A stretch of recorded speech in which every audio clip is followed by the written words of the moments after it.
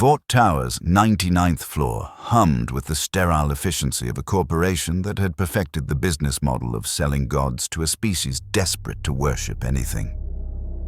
Security monitors displayed the Seven's current approval ratings.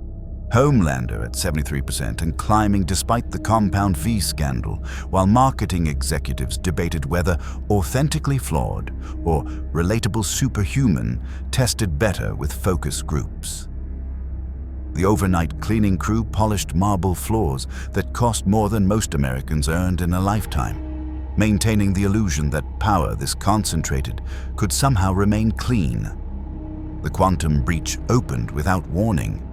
Reality tore, not the dramatic explosion of Hollywood special effects, but a surgical incision in space-time that deposited two figures onto the immaculate floor with the soft displacement of air pressure equalizing.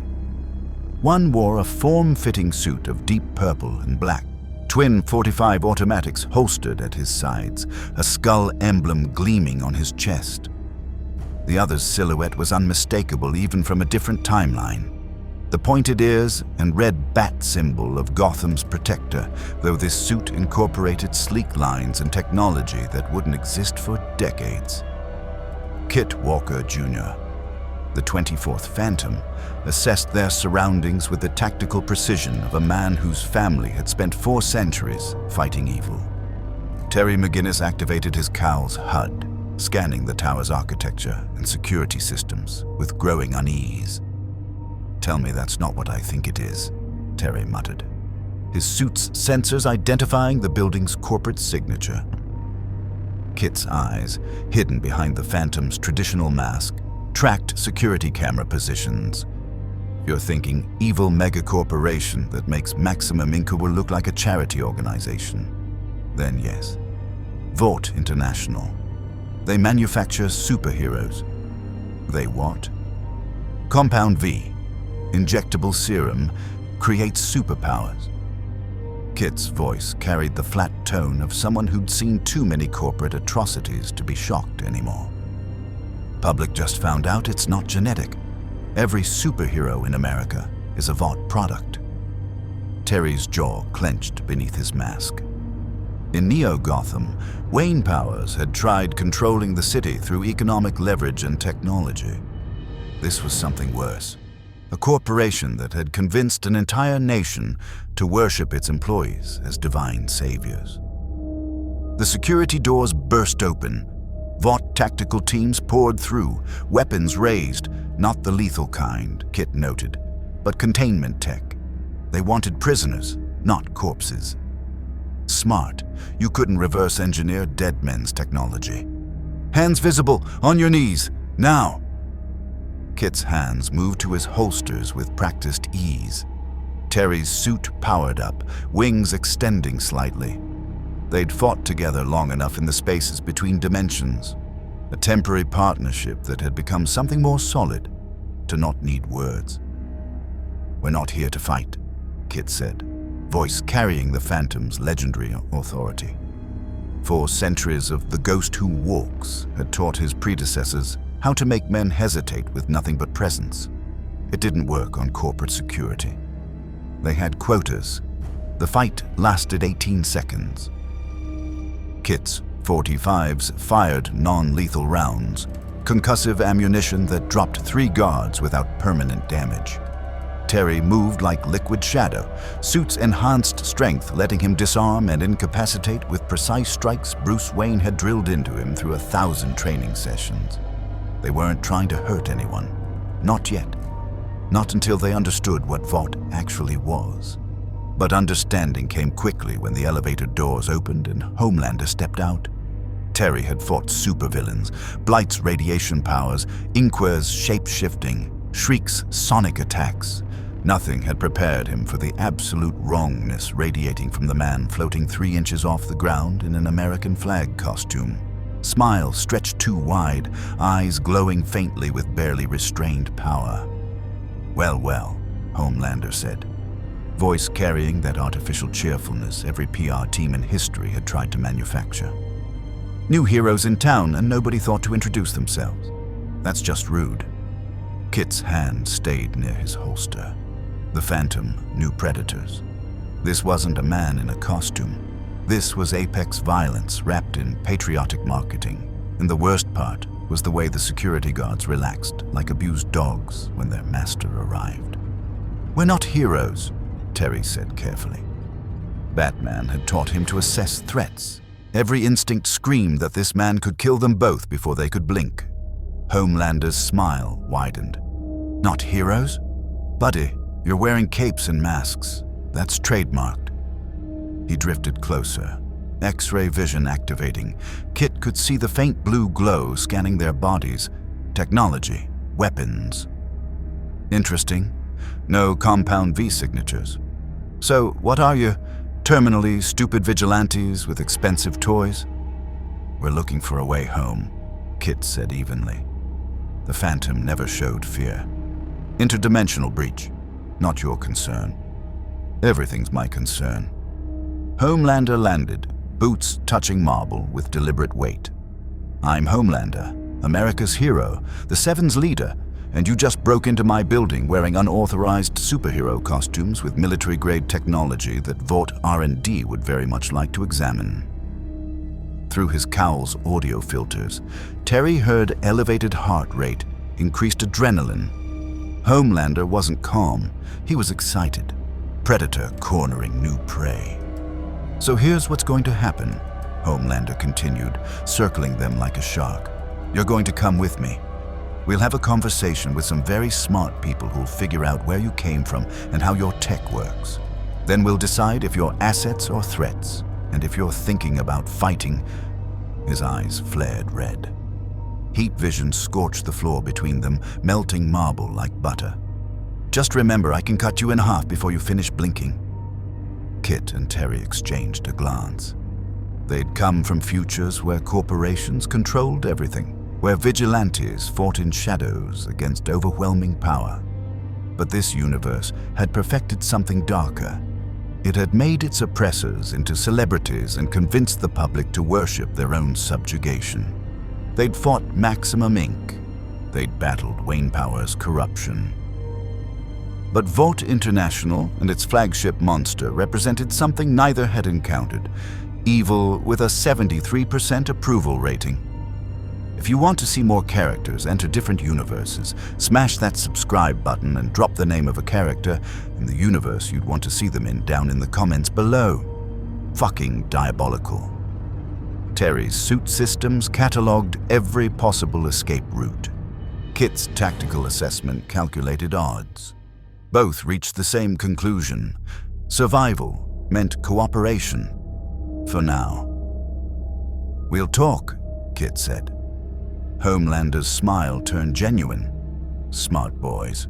The conference room on Vought Tower's executive level overlooked Manhattan like a throne room surveying conquered territory. Floor-to-ceiling windows framed the city in glass that was probably bulletproof, blast-resistant, and cost more than most neighborhoods. Ashley Barrett, her hair a shade of red that screamed either confidence or desperation, stood at the head of a table where the Seven's remaining members had assembled with the casual arrogance of people who'd never faced real consequences. Kit and Terry stood rather than sat, refusing the psychological submission of lower positioning. Their suits' passive sensors fed them continuous data. Elevated stress hormones from Ashley, predatory interest from Homelander, genuine curiosity from Starlight, calculating assessment from A-Train, performative disinterest from the Deep, and something darker from the woman in the lightning bolt costume who radiated the kind of casual supremacy Kit associated with Maximum Inc.'s worst executives. "So," Ashley began, tablet trembling slightly in her hands, "you're claiming to be from alternate timelines, parallel Earths, different futures." "Not claiming," Terry said flatly. "Stating, our tech doesn't exist in your 2020, won't for decades." Stormfront leaned forward, eyes glittering with interest that made Kit's instincts scream warnings.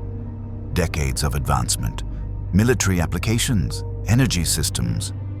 Her smile belonged on propaganda posters. Vought could do a lot with technology like that.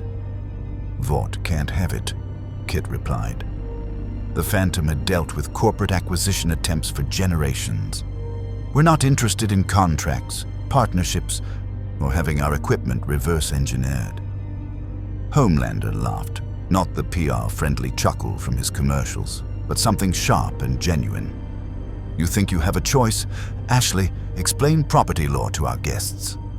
Ashley's fingers danced across her tablet, pulling up legal frameworks with the efficiency of someone who'd weaponized paperwork.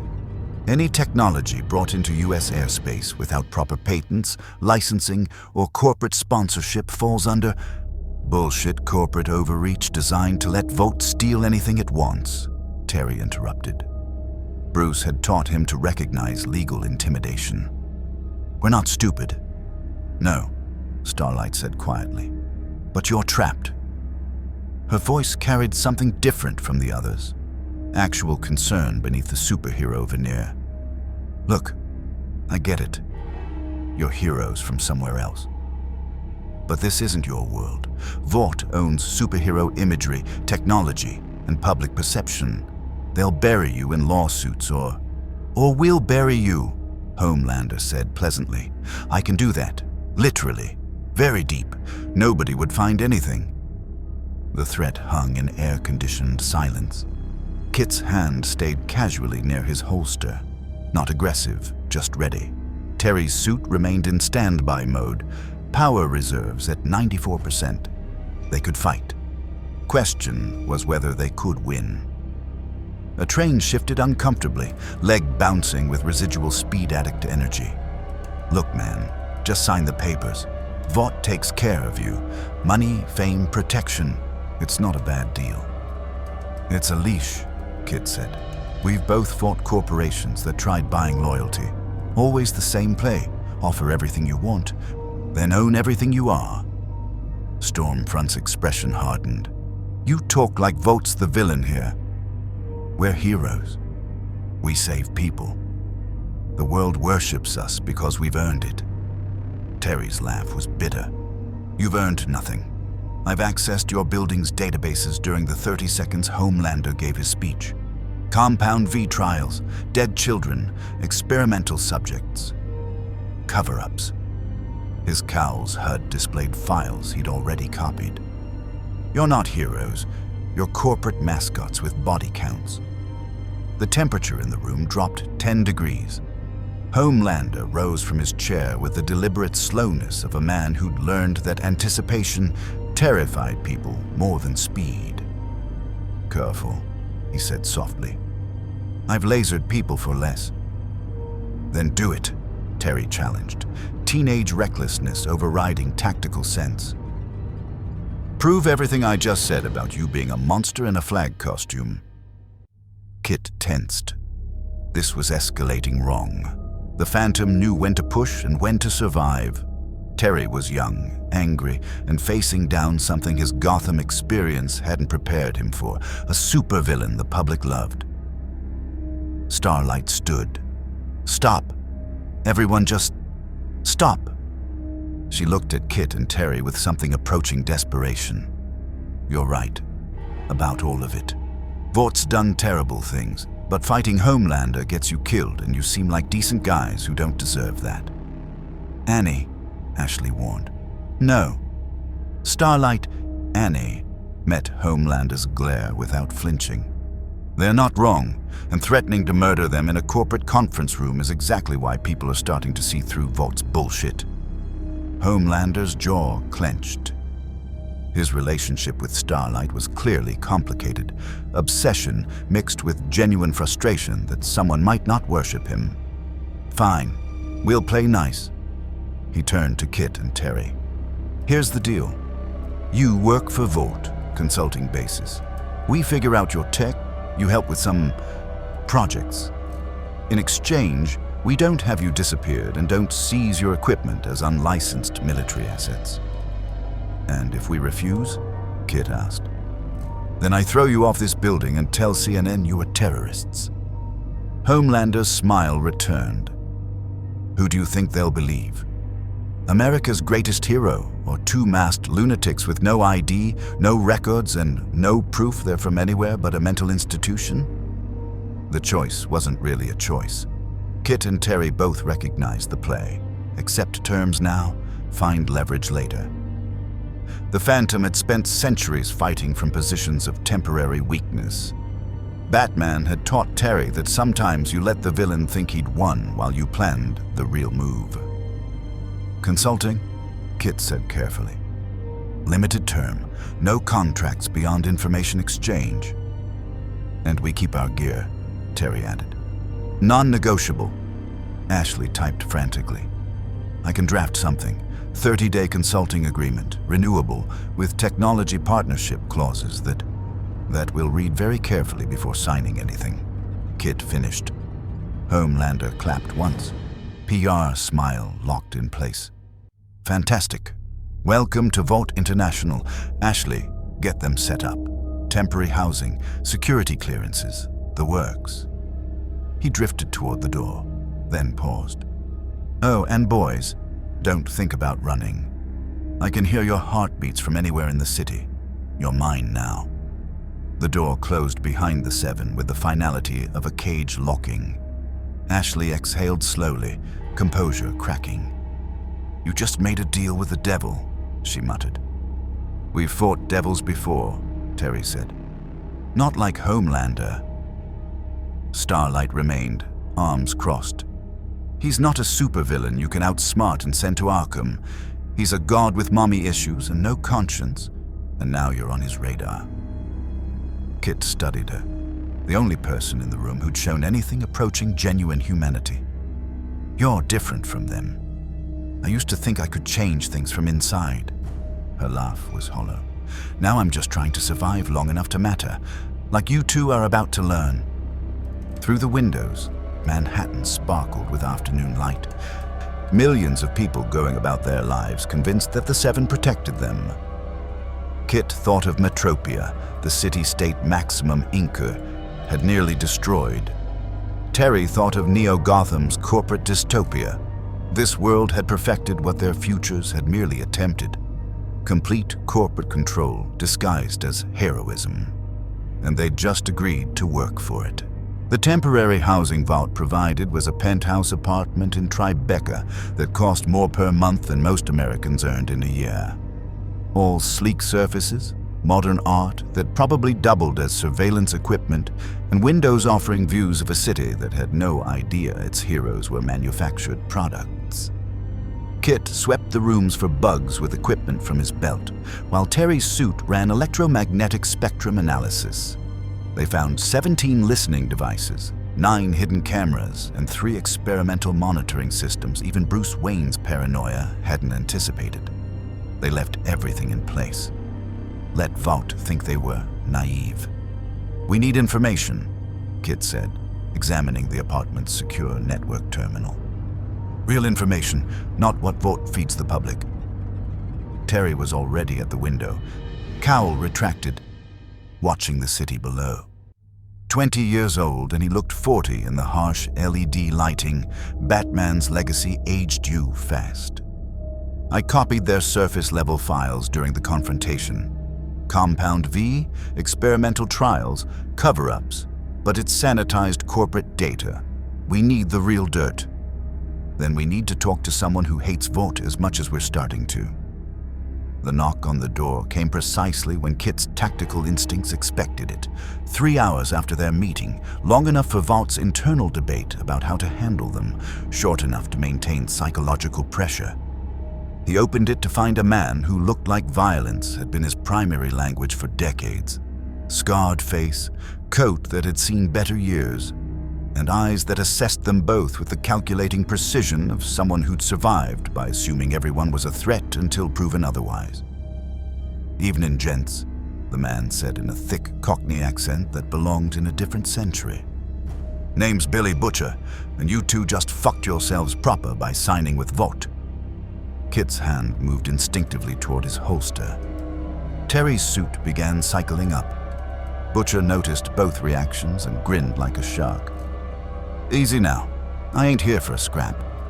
I'm here because you're the first people stupid enough to walk into Vought Tower and walk out without a corporate leash.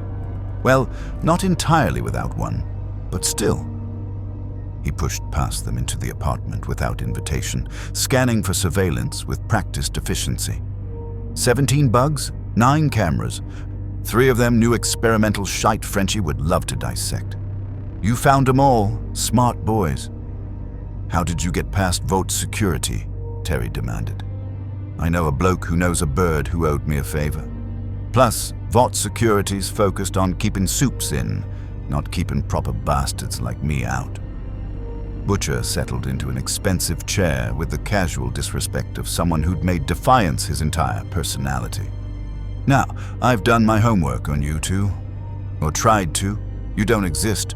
No records, no birth certificates, no digital footprints.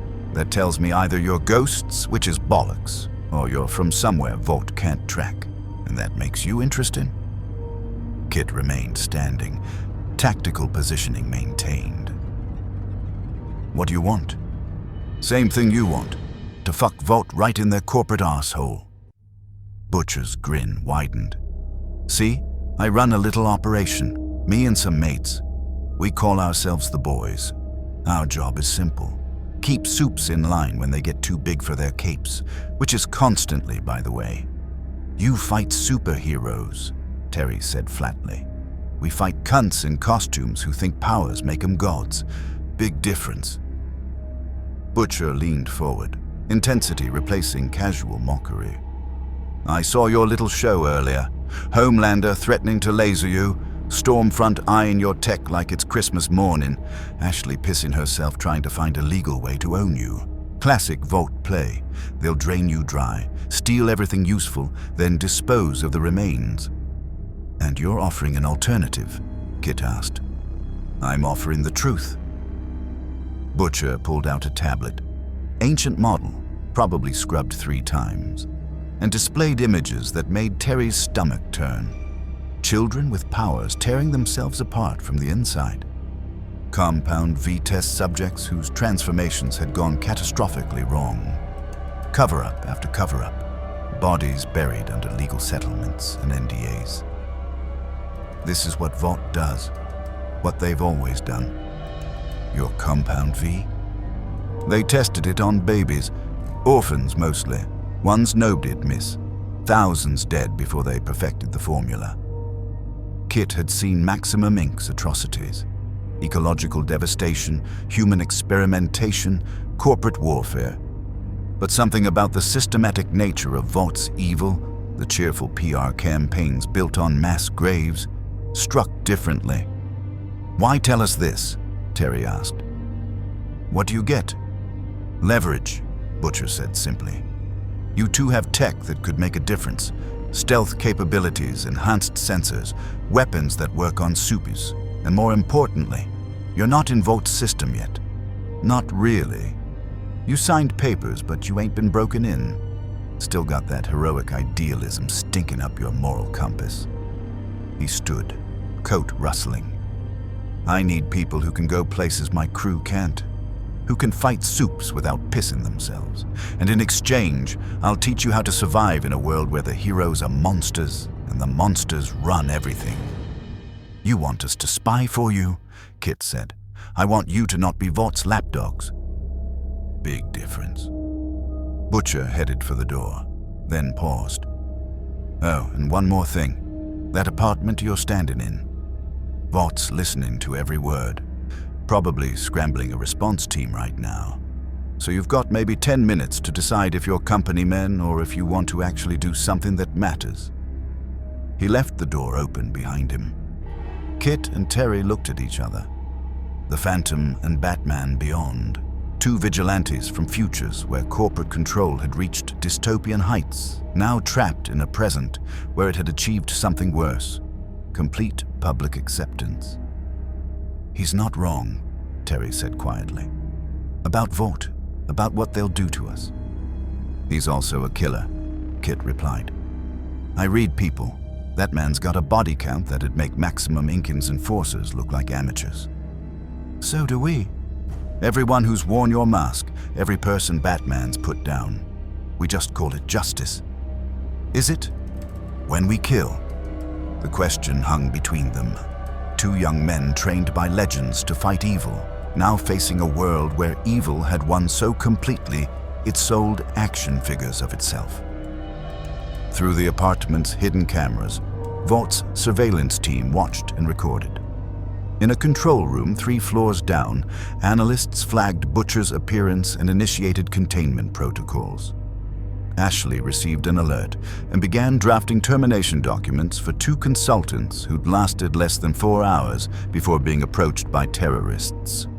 And in his penthouse suite overlooking the city he'd convinced to worship him, Homelander listened to the recording of Butcher's pitch and smiled. New toys were always more fun when they thought they had a choice. But Kit and Terry were already moving, gathering their gear with practiced efficiency. The Phantom had spent centuries fighting from shadows. Batman had perfected guerrilla warfare against impossible odds. They recognized the play Butcher was running. Manipulation wrapped in truth, leverage disguised as a lion's. They also recognized that he was right. "We find Butcher," Kit said. "Learn what he knows, use it." "And Vought?" "We play along. Consultants who ask questions and copy files." Kit checked his 45s, muscle memory from 4 centuries of Phantoms before him. Maximum Incons thought they owned the world too, right up until the 24th Phantom brought them down. Terry's suit sealed around him, bat cowl sliding into place. Neo Gotham thought Batman was gone. Then I showed them what the symbol really meant. They left through the window, Kit's grappling line and Terry's flight systems making the 70-story drop into Manhattan's shadows look effortless. Vaught's cameras caught the exit. Analysts noted the escape route efficiency. Ashley added flight risk to their files. But the boys weren't in any system Vought controlled. They operated in the spaces between corporate surveillance, in the gray areas where heroes became killers and justice meant whatever you could get away with. And somewhere in Brooklyn, in a safe house that had survived 3 SWAT raids and 2 supe attacks, Billy Butcher poured himself a drink and waited for his phone to ring. It took 6 minutes. "Oi," he answered. "Took you long enough. Thought maybe Homelander caught you mid-swing." "We need to meet," Kit's voice said through encrypted connection. "Somewhere Vought can't track." "Got just the place. Hope you don't mind a bit of atmosphere. My accommodations ain't Vought penthouse quality." "We've fought in worse." "Not yet, you haven't." Butcher's grin was audible. "Welcome to the boys, you daft cunts. Try not to die on your first week." The abandoned subway station beneath Brooklyn smelled like decades of piss, rust, and broken promises. New York's infrastructure failing from the inside, while Vaught's tower gleamed above like a chrome tumor. Kit and Terry descended through maintenance access that hadn't been officially used since the 90s, their suit's filtration system sparing them the full assault of urban decay. Butcher waited at the bottom, flanked by 3 people who looked like they'd each chosen violence as a lifestyle and made it work. "Gents, meet the crew." Butcher gestured to a black man with meticulous grooming and an expression suggesting barely controlled rage. "That's Mother's Milk. MM for short. He keeps us from dying of tetanus and moral decay, not necessarily in that order." MM's jaw clenched. "You brought them here." "Billy, we don't know these." "They punched out Vault security without killing anyone and told Homelander to fuck off. That's better credentials than most." Butcher pointed to a wiry man with a beard and manic energy, studying their suits like they were engineering porn. "That's Frenchie. Weapons, chemistry, and questionable life choices." "Bonjour," Frenchie said, already circling Terry's bat suit. "This is beautiful. The articulation, the power distribution. May I?" "No," Terry said flatly. "The small angry one is Kimiko." Butcher nodded to a young woman sitting on a rusted bench, who looked up at them with eyes that had seen things that couldn't be unseen. "She don't talk, don't need to. You see her move, you'll understand." Kimiko's gaze assessed them, not with Homelander's predatory interest, but with the calculating precision of someone who'd survived by measuring threats. Kit recognized the look. He'd worn it himself after his first kill. And somewhere around here is Huey, but he's probably cowering in a corner. "Oi, Huey, get your ass out here." A young man emerged from the shadows, early 20s, decent features buried under exhaustion and trauma. He looked at Kit and Terry with something approaching hope. "You're really not from here? Like different timeline, alternate Earth stuff?" "Different futures," Terry confirmed. "Why?" "Because maybe that means somewhere things turned out better." Huey's smile was broken glass. "Here, heroes are corporate mascots, and my girlfriend got splattered across the pavement by a supe who was late for a meeting. So yeah. Different timeline sounds great." The raw pain in his voice cut through tactical assessment. Kit had lost people too. Every phantom did. Terry had watched Gotham suffer under corporate corruption until Bruce Wayne gave him the tools to fight back. But there was something uniquely crushing about Huey's trauma. The fact that the man who'd killed his girlfriend was still alive, still famous, still untouchable. "Hey, Train," Kit said quietly. "How'd you—" Huey started. "I read people. You looked at him in that conference room like you wanted to rip his throat out, but knew you couldn't." MM stepped forward, arms crossed. "So what's your play? You're clearly not Vought lapdogs yet, but you took their deal, signed their papers. That makes you liabilities until proven otherwise." "We took the deal because refusing meant immediate elimination," Terry said. "We're buying time, learning their systems, finding weaknesses." Butcher laughed, sharp and genuine. "There's the Batman I was hoping for. Not the broody billionaire from the comics, the smart one, the one who plans. You know about—" Terry caught himself. Different timeline, parallel Earth. His Batman was reality here, but fiction there. Never mind. Frenchie was still studying their equipment with barely contained enthusiasm. The power cells alone, the miniaturization, this is decades beyond current technology. He looked at Butcher. "With this, we could actually fight supes on equal terms, level the playing field." "Which is exactly why Vought wants it," MM said. "Billy, this is a trap. They're bait. Vought probably let them come here, tracked them, and now we're all on the termination list." "We weren't followed," Kit said. "I've been checking countermeasures since Vought Tower. The Phantom doesn't get tracked, doesn't get caught, not unless I want to be." "The Phantom?" Huey asked. "The ghost who walks, the man who cannot die." Kit's voice carried generations of legend. 23 men have worn this mask before me. We've fought evil for 4 centuries. Vought's not my first corporate monster, won't be my last." Kimiko stood suddenly, signing rapidly. Frenchie translated. "She says you smell like truth. Not compound vi, not Vought's cologne and bullshit. Real violence, the kind that comes from choosing to fight." He paused. "Also, she could kill you both in 7 seconds, but prefers not to. She likes the bat ears." Terry's mouth twitched, almost a smile. "Thanks?" Butcher clapped his hands. "Right then, cards on the table. We're the boys. We fight supes by any means necessary. Blackmail, violence, explosives, psychological warfare. We've killed, we'll kill again, and we ain't apologizing for it. If that bothers your heroic sensibilities, fuck off now before we waste time on trust exercises." Kit met Butcher's gaze steadily. "Every phantom's killed. We don't celebrate it, don't make it the first option. But when the alternative is letting evil continue, we pull the trigger." "Good." Butcher's grin widened. "Because Vought's evil on an industrial scale. They don't just make superheroes, they make weapons. Compound Vs in military trials. Supe terrorists as false flags. Urban pacification programs.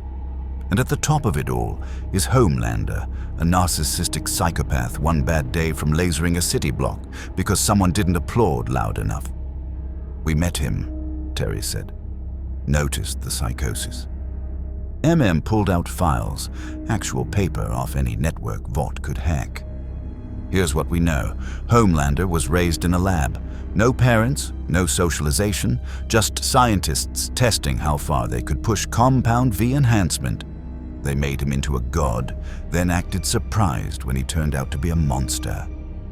The files showed a child in a sterile room, subjected to tests that violated every ethical standard, burned with heat to test pain tolerance, isolated for weeks to measure psychological resilience, shown affection only as reward for compliance. Jesus, Terry muttered. Bruce had trained him hard, but this was something else. This was systematic torture disguised as science. Now he's the face of Vought, most powerful supe on Earth, and completely fucking unstable. Butcher leaned against a rusted pillar. Your arrival's got him interested. New toys with shiny tech. He'll play nice until he decides you're boring or threatening. Then he'll laser you apart and smile for the cameras. So what's the plan? Kit asked. You stay inside Vought. Play consultant. Ask questions nobody should ask. Copy files nobody should access. Find shit we can use. Butcher's expression hardened. And when the time comes, when we've got enough leverage to actually hurt him, you help us bring the whole rotten structure down. That's not a plan, objected. That's a suicide mission with extra steps. All our missions are suicide missions. We're still breathing, ain't we? Frenchie was already making notes. With their technology, we could create countermeasures, stealth systems to avoid Homelander's hearing, energy weapons that actually damage invulnerable targets. The possibilities are dangerous, Terry interrupted. Our tech in this timeline could change everything. Arms races, power shifts. We're not handing over weapons to anyone. Not even to fight Homelander? Huey asked quietly. The question sat heavy in recycled air. Kit thought about Maximum Inc.'s weapons division, the devastation caused when corporate power merged with advanced technology. Terry thought about Neo-Gotham's near collapse when Wayne Powers gained access to Batman's systems. But they also thought about children tested with Compound V, about A-Train killing Robin while high on enhancement drugs, about Homelander's smile and the violence lurking beneath American flag colors. We share information, Kit said finally. Technology understanding, help develop countermeasures, but we don't hand over our gear or teach you how to build it. Why not? Butcher challenged. Because 20 years from now, when Vought's gone, you'll still have the weapons we gave you. And power corrupts everyone, always. Kit's voice carried the Phantom's centuries of wisdom. We've seen too many resistance movements become the next tyrants. Butcher studied him for a long moment, then nodded. Fair enough. You're paranoid cunts. I respect that. He looked at Terry. And you? Batman got opinions? I was trained by the most paranoid man on Earth. Kit's right. We help. We fight. We don't arm anyone we can't control. Control, repeated. Billy, they think they can control us. No, Terry corrected. We think you're good people doing necessary work in an impossible situation. We also think desperation plus super weapons equals catastrophe. We've seen it. Won't help it happen here. Kimiko signed rapidly. Frenchie translated. She says that's wise. Also, the Batboy's pretty. She approves. Terry's face heated beneath his cowl. Can we focus on the actual problem? Which problem? Huey asked. Homelander. Vought. Compound V. The fact that America worships corporate manufactured celebrities as saviors while actual people die in their collateral damage? Start with Homelander, Kit said. He's the immediate threat. Everything else is long-term. You can't kill Homelander, stated flatly. Nothing touches him. We've tried. Butcher's tried. He's functionally invincible. Terry's cowl HUD ran calculations. Invincible means his cellular structure resists damage, but everything has weaknesses, pressure points, psychological vulnerabilities. His weakness is his ego.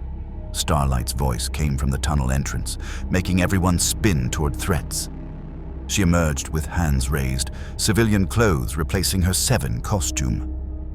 Easy. I'm not here to fight or report you to Vought. The fuck you doing here, Starlight? Butcher's hand went to his coat. Gun, probably, or something worse. Same thing you are, trying to survive. She looked at Kit and Terry. I tried warning you in Vought Tower, hoped you'd be smart enough to run. Instead, you signed papers and met with terrorists. So now, I'm here to either help or watch you die. Haven't decided which. Kit assessed her. Genuine fear, legitimate moral conflict, desperation. You're inside the Seven. Why help us? Because I remember what it was like to actually want to help people. Before Vought showed me that heroes are brands and saving lives is just content for social media. Her voice cracked. You two still have that stupid idealism, and Homelander's going to crush it out of you or turn you into him. Not gonna happen, Terry said. That's what I thought too. Starlight met his eyes. Then I watched the Deep sexually assault me during my first week and realized nobody would believe me if I reported it. Watched A-Train kill someone and get a stern talking to from PR. Watched Homelander laser a man's head off for looking at him wrong. And Madeline Stillwell spun it as necessary force against terrorist threat. The tunnel fell silent except for distant water dripping through broken pipes. This world's corruption wasn't hidden. It was documented, marketed, and sold as heroism. So what's your offer? Kit asked. Information, real intelligence about the Seven's operations. Homelander's current psychological state, which is deteriorating. Stormfront's actual identity. She's a Nazi from the 40s, by the way. An advance warning when Vought decides you're more valuable dead than alive. Which will be? Terry asked. 72 hours, maybe less. Starlight's expression was grim. You're unknown variables in a system built on control. Ashley's already drafting elimination protocols. She has to. That's how Vought works. Use what's valuable. Destroy what's threatening. Butcher moved closer to Starlight, tension crackling between them, unresolved, something that Kit couldn't quite read. Why trust her? He asked. Because she's helped us before, Huey said quietly. She's the only one in the Seven who gives a shit about actual heroism. Starlight's laugh was bitter. Heroism. That word doesn't mean anything here. Just marketing copy. Then we change what it means, Kit said. The Phantom's voice carried certainty forged across centuries. Maximum Inca controlled Metropia completely, until they didn't. Vought seems invincible because you're inside their system. We're not, and we've toppled empires before. You've fought corporate evil in your worlds, MM countered. This world is corporate evil. It's not a tumor you can cut out. It's the whole fucking patient. Terry's cowl displays showed Manhattan above them, millions of people, most worshipping heroes who'd kill them for inconvenience. Then we start small. Document, expose. Find the cracks. And when Homelander finds out, Starlight asked, when he realizes you're not toys to play with but threats to eliminate, then we fight, Kit said simply. Butcher's grin was savage. Fucking beautiful. I knew you two'd work out. The team assembled in that rusted tunnel represented something Vought hadn't accounted for in their corporate projections. People who'd survived long enough to recognize evil when it wore a smile, who'd lost enough to risk everything, and who'd just gained allies from timelines where the battle had already been won. Somewhere above, in Vought Tower's executive suite, Ashley received preliminary reports on the missing consultants. Security footage showed them leaving through a window. Tracking had lost them in Brooklyn. Butcher's known locations were being monitored. She marked their files as terminated security risk and began drafting press releases explaining why 2 mysterious masked men had been revealed as foreign agents. Vought's PR machine could make anyone believe anything. But in the shadows beneath the city, the boys weren't just surviving anymore. They were going to war. Vought Tower's sub-levels held secrets that never appeared in shareholder reports. Research labs where Compound V's failures were stored like embarrassing rough drafts, holding cells designed for supes who'd outlived their marketing potential, and data centers containing every illegal experiment, cover-up, and murder the corporation had committed in its decades of existence. Kit and Terry returned to these depths 3 days after their meeting with the boys, wearing visitor badges that granted limited access and constant surveillance. The trick wasn't avoiding cameras, impossible in Vought's security state. The trick was giving them exactly what they expected to see. 2 consultants examining advanced technology integration points, asking questions about power distribution systems, and demonstrating their equipment's capabilities under controlled observation. Boring, technical, harmless. While Vought watched the performance, Terry's cowl silently cracked their air-gapped systems through electromagnetic variance analysis, copying exabytes of data that would take weeks to parse. Kit's seemingly random walking patterns mapped security protocols, guard rotations, and structural weaknesses with the tactical precision of 24 Phantoms' accumulated knowledge. Integration looks solid, Terry said for the cameras, examining a power junction that fed Compound V storage refrigeration. Your systems are surprisingly advanced for 2020 baseline tech. The Vought engineer, nervous, underpaid, clearly uncomfortable with masked consultants, nodded eagerly. Stark Industries provided some of the original infrastructure before Vought acquired them. Corporate merger in the 80s. Kit's mask hid his expression. Stark Industries existed here, but under Vought control, Tony Stark was probably another corporate asset or dead from trying to resist. This timeline's deviations ran deeper than superhero worship. They'd fundamentally altered technological development through Compound V's monopoly. "Show us the storage systems," Kit said. "We need to understand energy requirements for our equipment integration proposal." The engineer hesitated. "That's level 7 classified. I don't have..." Ashley authorized full access. Terry produced a digital tablet showing forged credentials that Frenchie had created. "Unless you want to tell her you're blocking a direct order." Vaught's internal culture ran on fear. The engineer swiped them through without further questions, leading them deeper into sub-level 4, where temperature-controlled vaults held millions of Compound V doses, enough to create an army of supes or kill thousands in botched experiments. "Jesus," Terry muttered. His cow's chemical analysis detected variants, standard V, military-grade enhancement serums, experimental formulations with terrifying side effect profiles. "This is just domestic storage," the engineer offered. "International distribution centers hold 3 times this volume. Vought supplies every major military on Earth."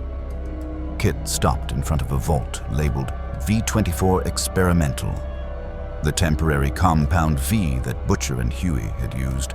24-hour powers with severe side effects, including brain tumors, psychosis, and death. This formula, still in trials, discontinued, too unstable. But Mr. R. Edgar keeps samples for potential future applications. Translation: Vought would happily sell cancer-causing superdrugs if the profit margin justified it. Terry's data extraction hit payload. Financial records showing Compound V's true cost structure, military contracts with dictatorships, and evidence of international war crimes committed by Vought-backed supes operating as peacekeepers. The kind of evidence that could bring down governments, if anyone would believe it, if Homelander didn't laser everyone involved first. The lighting shifted, subtle dimming that Terry's enhanced sensors caught immediately. Emergency protocol activation. They'd triggered something. "We should head back," Kit said casually. "Got enough baseline data." The engineer's phone buzzed. He read the message, and his face went pale. You need to come with me. Now, Ashley's orders." "Problem?" Terry asked, though his cowl's threat assessment was already climbing. "The 7 want to see you. All of them, conference room, immediately." They'd been made. Question was how much Vought knew and what they'd do about it. The elevator ride to executive levels felt like ascending toward execution, each floor bringing them closer to supes who could end them before they could react. Kit's hand stayed near his holstered .45s. Terry's suit charged to combat readiness. Neither spoke. Vought was listening. The conference room held the 7 in full. Homelander at the head, Starlight looking distinctly uncomfortable, Stormfront radiating predatory interest, A-Train jittery with nervous energy, the Deep trying to appear relevant, and Black Noir standing like a silent threat incarnate. Ashley stood to the side. Tablet clutched like a shield. "Gentlemen," Homelander's smile was corporate-friendly murder. "We've been reviewing your work. Very thorough, very curious." "That's our job," Kit said evenly. "Technology integration requires system understanding." "Right, system understanding." Homelander stood, circling them slowly. "See, here's the thing. Our security AI noticed something interesting.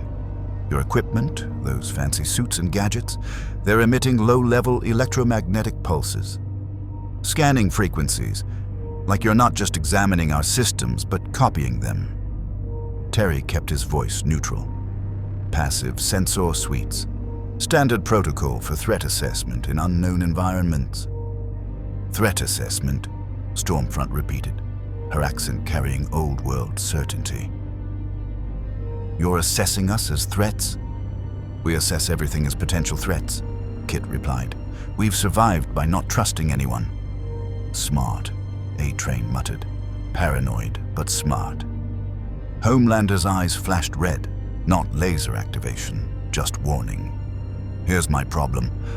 I can't figure you two out. You're too competent to be random idiots who stumbled through a portal. Too equipped to be accidents. So what are you? Spies? Saboteurs? Someone's weapons test?" The room's temperature seemed to drop despite unchanged HVAC. Every soup's attention focused on them with the weight of people who'd killed and would kill again. "We're vigilantes," Terry said flatly. "From timelines where corporate control reached dystopian levels. We fought back, won, then got dumped here and discovered you've perfected what our worlds only attempted." Vigilantes, Homelander tasted the word. Like Batman, Superman, those comic book fantasies. Like people who realized waiting for heroes meant waiting forever. Stormfront laughed, sharp and genuine. "Oh, I like this one. Homelander, they're like you were before Vought trained the honesty out. Raw, unfiltered." "I was never like them," Homelander snapped. "I'm better, stronger, more." Kit recognized the psychological fragility beneath God-tier power. Homelander wasn't secure in his supremacy. He was desperate to prove it constantly. "We're not here to challenge you. We're trying to survive." By stealing our data, Ashley's voice cracked. Security flagged massive file transfers from Sub-Level 4, classified research, Compound V formulations, military contracts. What exactly were you planning to do with that information? The evidence was damning. They'd been too aggressive with data extraction. Bruce Wayne would have been more patient. The Phantom would have taken months building cover, but this timeline didn't give them months. Vought would have dissected their equipment and disposed of them within weeks. "Research," Terry said, understanding what we're dealing with. "Bullshit," Homelander said pleasantly. "You're working with someone who wants to hurt Vought, and I'm going to find out who, then I'm going to laser them into chunks while you watch, then I'll deal with you two." Starlight shifted uncomfortably. "Homelander, they've been here 3 days. Maybe they're just what, Annie? Innocent? Nobody's innocent." His attention swung to her. "You'd know that if you'd stopped trying to be everyone's friend." The casual cruelty silenced her. Kit felt rage building, not at the threat to himself, but at watching abuse disguised as team dynamics. The Phantom had spent centuries protecting people from predators like Homelander. So, here's what's going to happen, Homelander continued. You're going to tell me who you're working with. Every contact, every plan. And then you're going to demonstrate your equipment's full capabilities. All of it.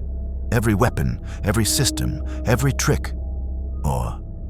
His eyes flared true red, heat vision scorching the table between them. I start removing pieces until you cooperate. Black Noir moved, positioning himself behind them. The Deep shifted nervously. A train tensed, like he might need to run interference. The room had become a cage. Kit's tactical assessment ran through options. Fight, they'd die. Run, Homelander would catch them. Talk, buy time, but reveal information. Or the Phantom's oldest trick. Give them truth, wrapped in misdirection. We're working with the boys, Kit said calmly. Ashley gasped. Starlight's eyes widened in genuine shock. Homelander's grin turned genuine. There it is. Billy fucking Butcher. He clapped once. I knew it. That cockroach has survived too long. Now he's recruited himself some timeline-jumping weapons platforms. He leaned close enough that Kit could smell the commercial-perfect cologne. Where is he? No idea, Terry lied smoothly. He approached us, gave us information about Vought, said we could help each other. We've been waiting for him to make contact again. And the data you stole? Insurance. If you decided to kill us, Butcher gets everything we copied. If we survive, we keep it as leverage. It was a beautiful lie. Plausible, but tactical, and exactly what Homelander would expect from desperate people. The truth was worse. They'd already copied the data and transmitted it to Frenchie's secure servers through dead drops and encrypted bursts. Vaught's secrets were already spreading. Homelander studied them with the calculating focus of predator assessing prey. You know what? I believe you. You're stupid enough to trust Butcher and smart enough to want insurance. He straightened. So here's my counteroffer. You work for me. Really work for me. Find Butcher. Bring me his location. Do that, and I'll let you live. And if we refuse? Kit asked. Then I throw you both off this building, tell CNN you are terrorists working with known fugitive Billy Butcher, and personally hunt down everyone you've ever met. His smile widened. Your choice. The room held its breath. Vaught's cameras recorded everything.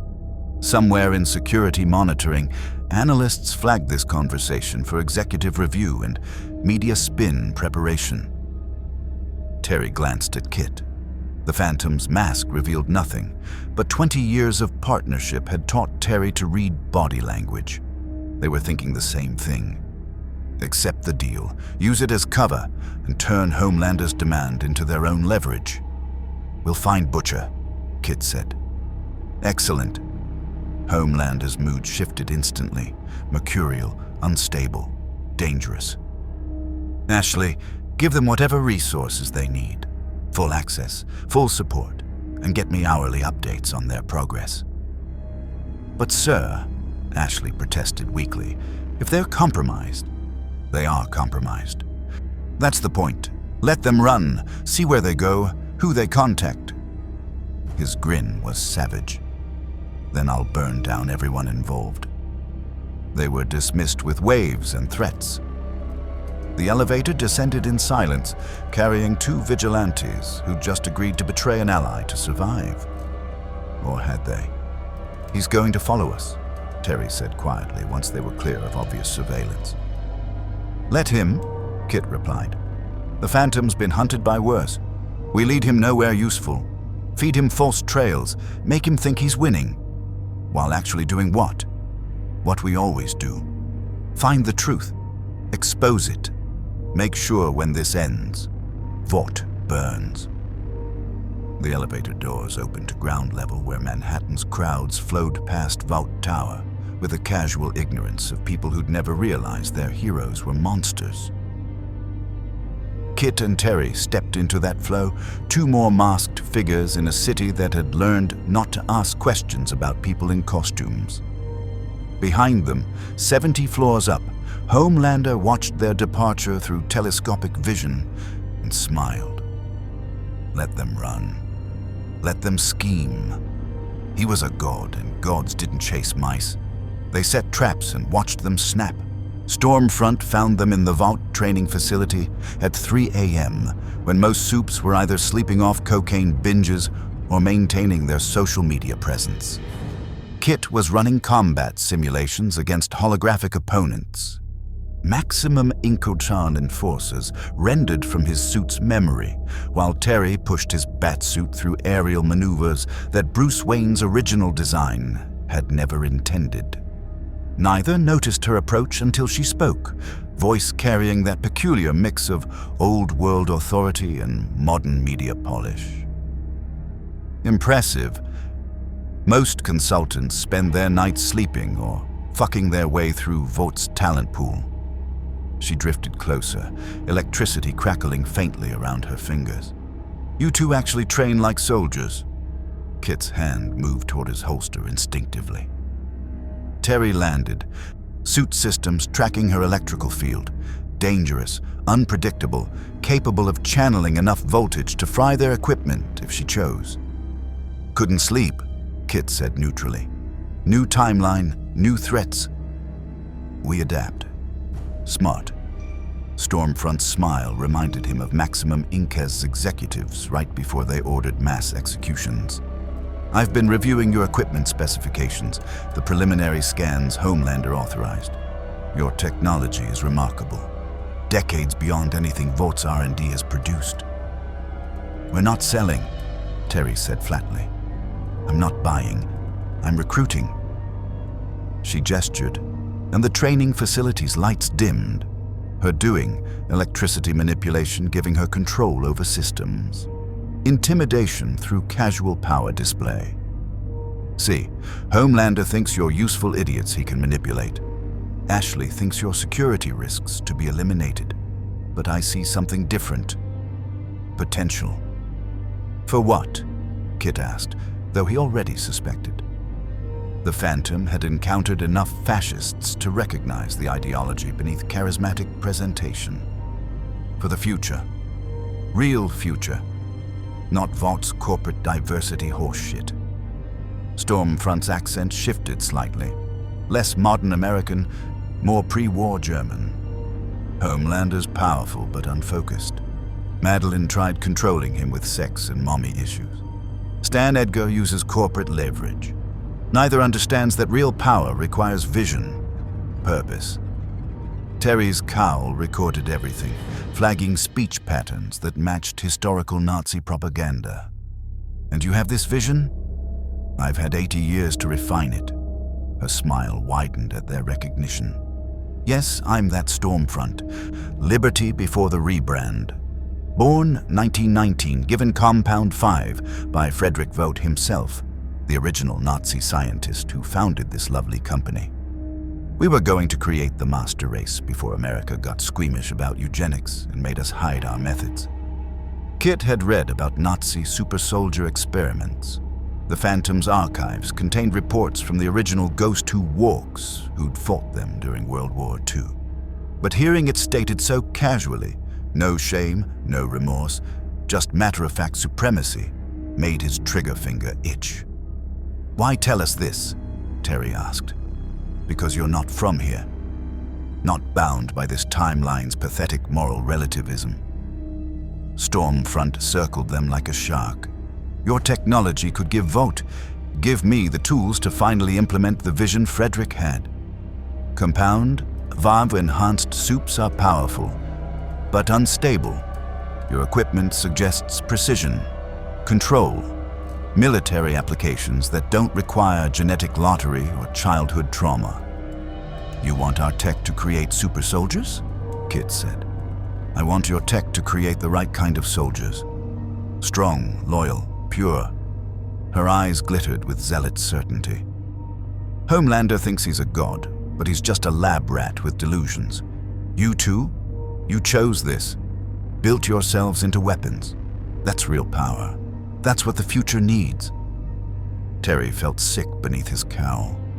In Neo-Gotham, he'd fought corporate corruption and street-level villainy, but Stormfront represented something worse.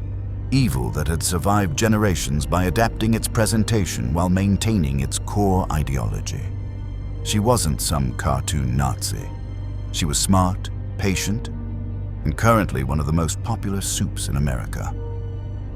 "We're not interested in racial purity or master race bullshit," Terry said. "No." Stormfront's electricity crackled brighter. "Then what are you interested in? Justice, please. You work with Butcher, a man who's murdered dozens. You've killed. I can smell it on you both. The Phantom's ghost legend isn't metaphor, it's body count. And Batman." She laughed. "Every version of that story ends the same way. Billionaire vigilante decides his justice matters more than law. That's not heroism, that's aristocratic fascism with better marketing." Kit's hand was on his .45 now, safety off. "We kill when necessary, to protect people, not to implement eugenic genocide. And who decides what's necessary? You? Based on what moral framework?" Stormfront's voice carried genuine curiosity beneath the challenge. "I've watched this country for 80 years.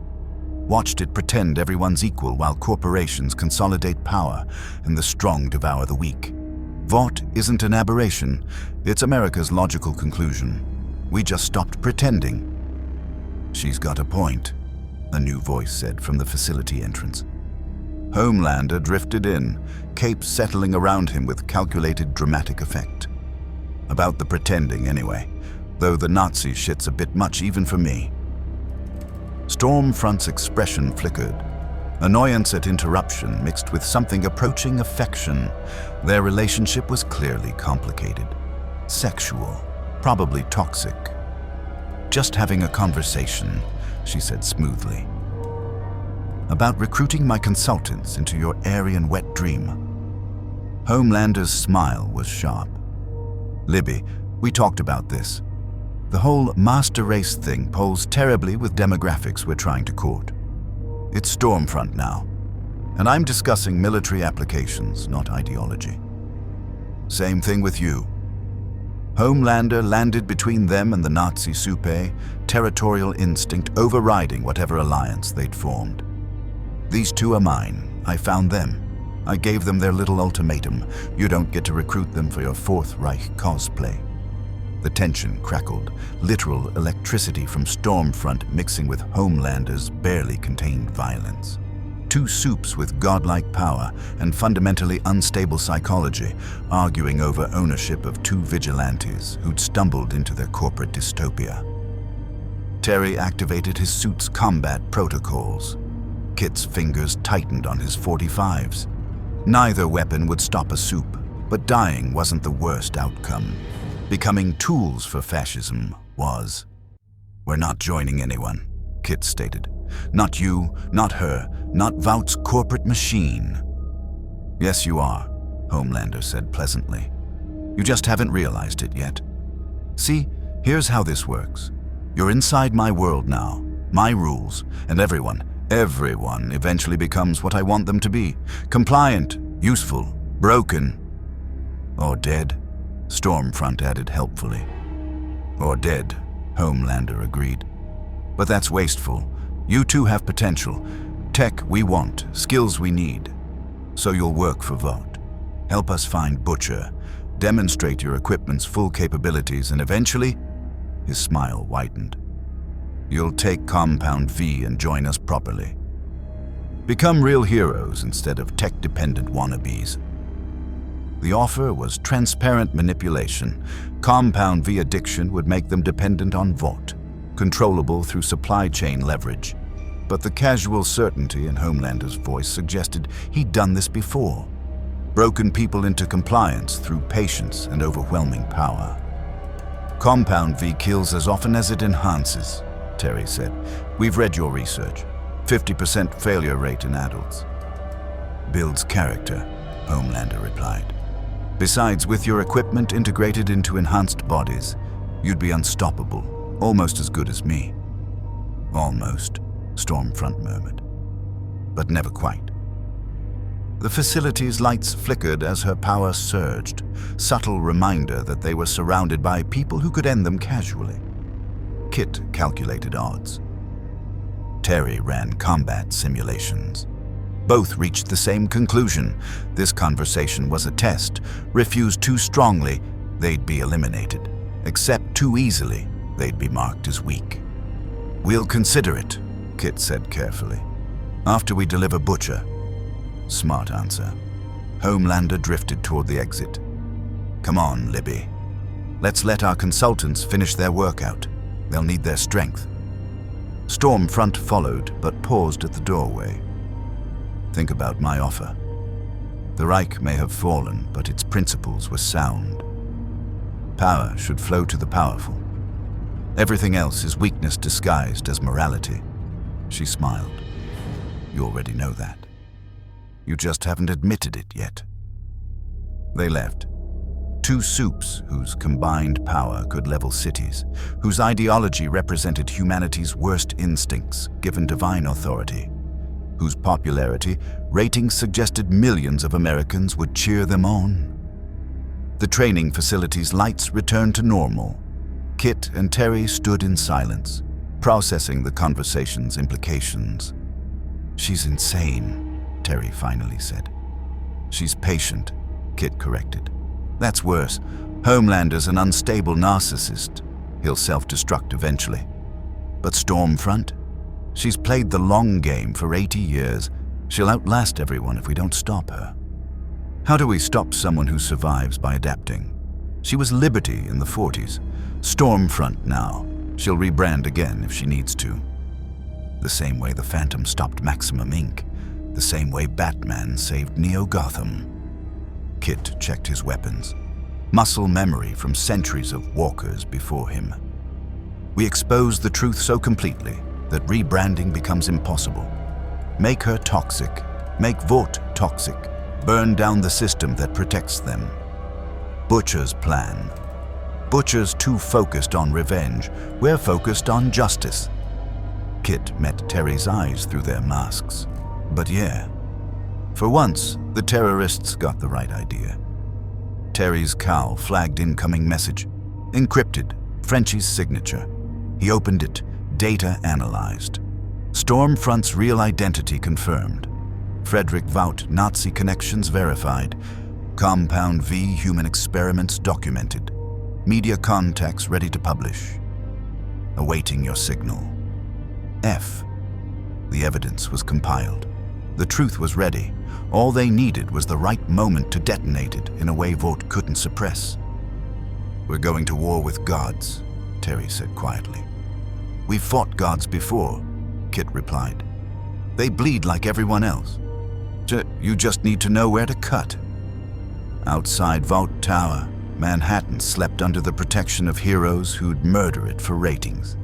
Somewhere in the city, Butcher drank and planned violence. Starlight struggled with complicity. Huey mourned a girlfriend killed by corporate indifference. And in the training facility, two vigilantes from Better Futures prepared to fight for a timeline that had forgotten what real heroism looked like. The safe house in Queens smelled like death had visited recently and decided to stay. Bloodstains on concrete, chemical residue from Frenchie's improvised weapons, bullet holes patched with duct tape. This was the boys' real headquarters, not the abandoned subway station they'd used for initial meetings, but the operational base where Butcher's crew did the wet work that kept them alive and supes afraid. Kit and Terry arrived through the roof access, avoiding street cameras and Vaught's probable surveillance. Inside, they found carnage. 3 bodies, former Vought security based on the tactical gear, lay in various states of dismemberment. Butcher stood over one, smoking a cigarette with blood speckling his coat. MM cleaned his hands with antiseptic wipes, jaw clenched. Frenchie photographed the corpses with clinical detachment. Kimiko sat in the corner, crimson coating her arms to the elbows, signing rapidly at Huey, who looked 3 seconds from vomiting. "Evening, gents," Butcher said casually. "Sorry about the mess. Had some uninvited guests who needed permanent eviction." Terry's stomach turned. He'd seen violence. Neo-Gotham wasn't gentle, but Bruce had always emphasized minimum necessary force. This was execution, overkill, murder without hesitation. "What happened?" Kit asked, voice carefully neutral. The Phantom had killed, but always with purpose, never casually. Vought sent a retrieval team. Thought they'd tracked our signals from your last data dump. MM's voice carried barely suppressed rage. Not at the killing, but at the necessity. We had 5 minutes warning, had to handle it. "Handle it," Terry repeated, looking at the bodies. One had been torn apart. Kimiko's work, clearly. Another showed precision bullet wounds, butcher style. The third looked like he'd been poisoned and beaten. Frenchie's specialty. "They weren't here for tea and biscuits," Butcher said. Vought kill teams got one mission: eliminate threats and make it look accidental. We just got to them first. Huey looked at Terry with hollow eyes. "They were going to kill us. All of us. We found the orders on their phones. Full termination authorization. Make it look like gang violence." Kit examined the bodies with practiced assessment. Military training, enhanced equipment, Vaught's Black Ops division, the people who disappeared witnesses and buried evidence, the kind of operators who'd done this hundreds of times. "You killed them in self-defense," Kit said. "Self-defense," Butcher repeated mockingly.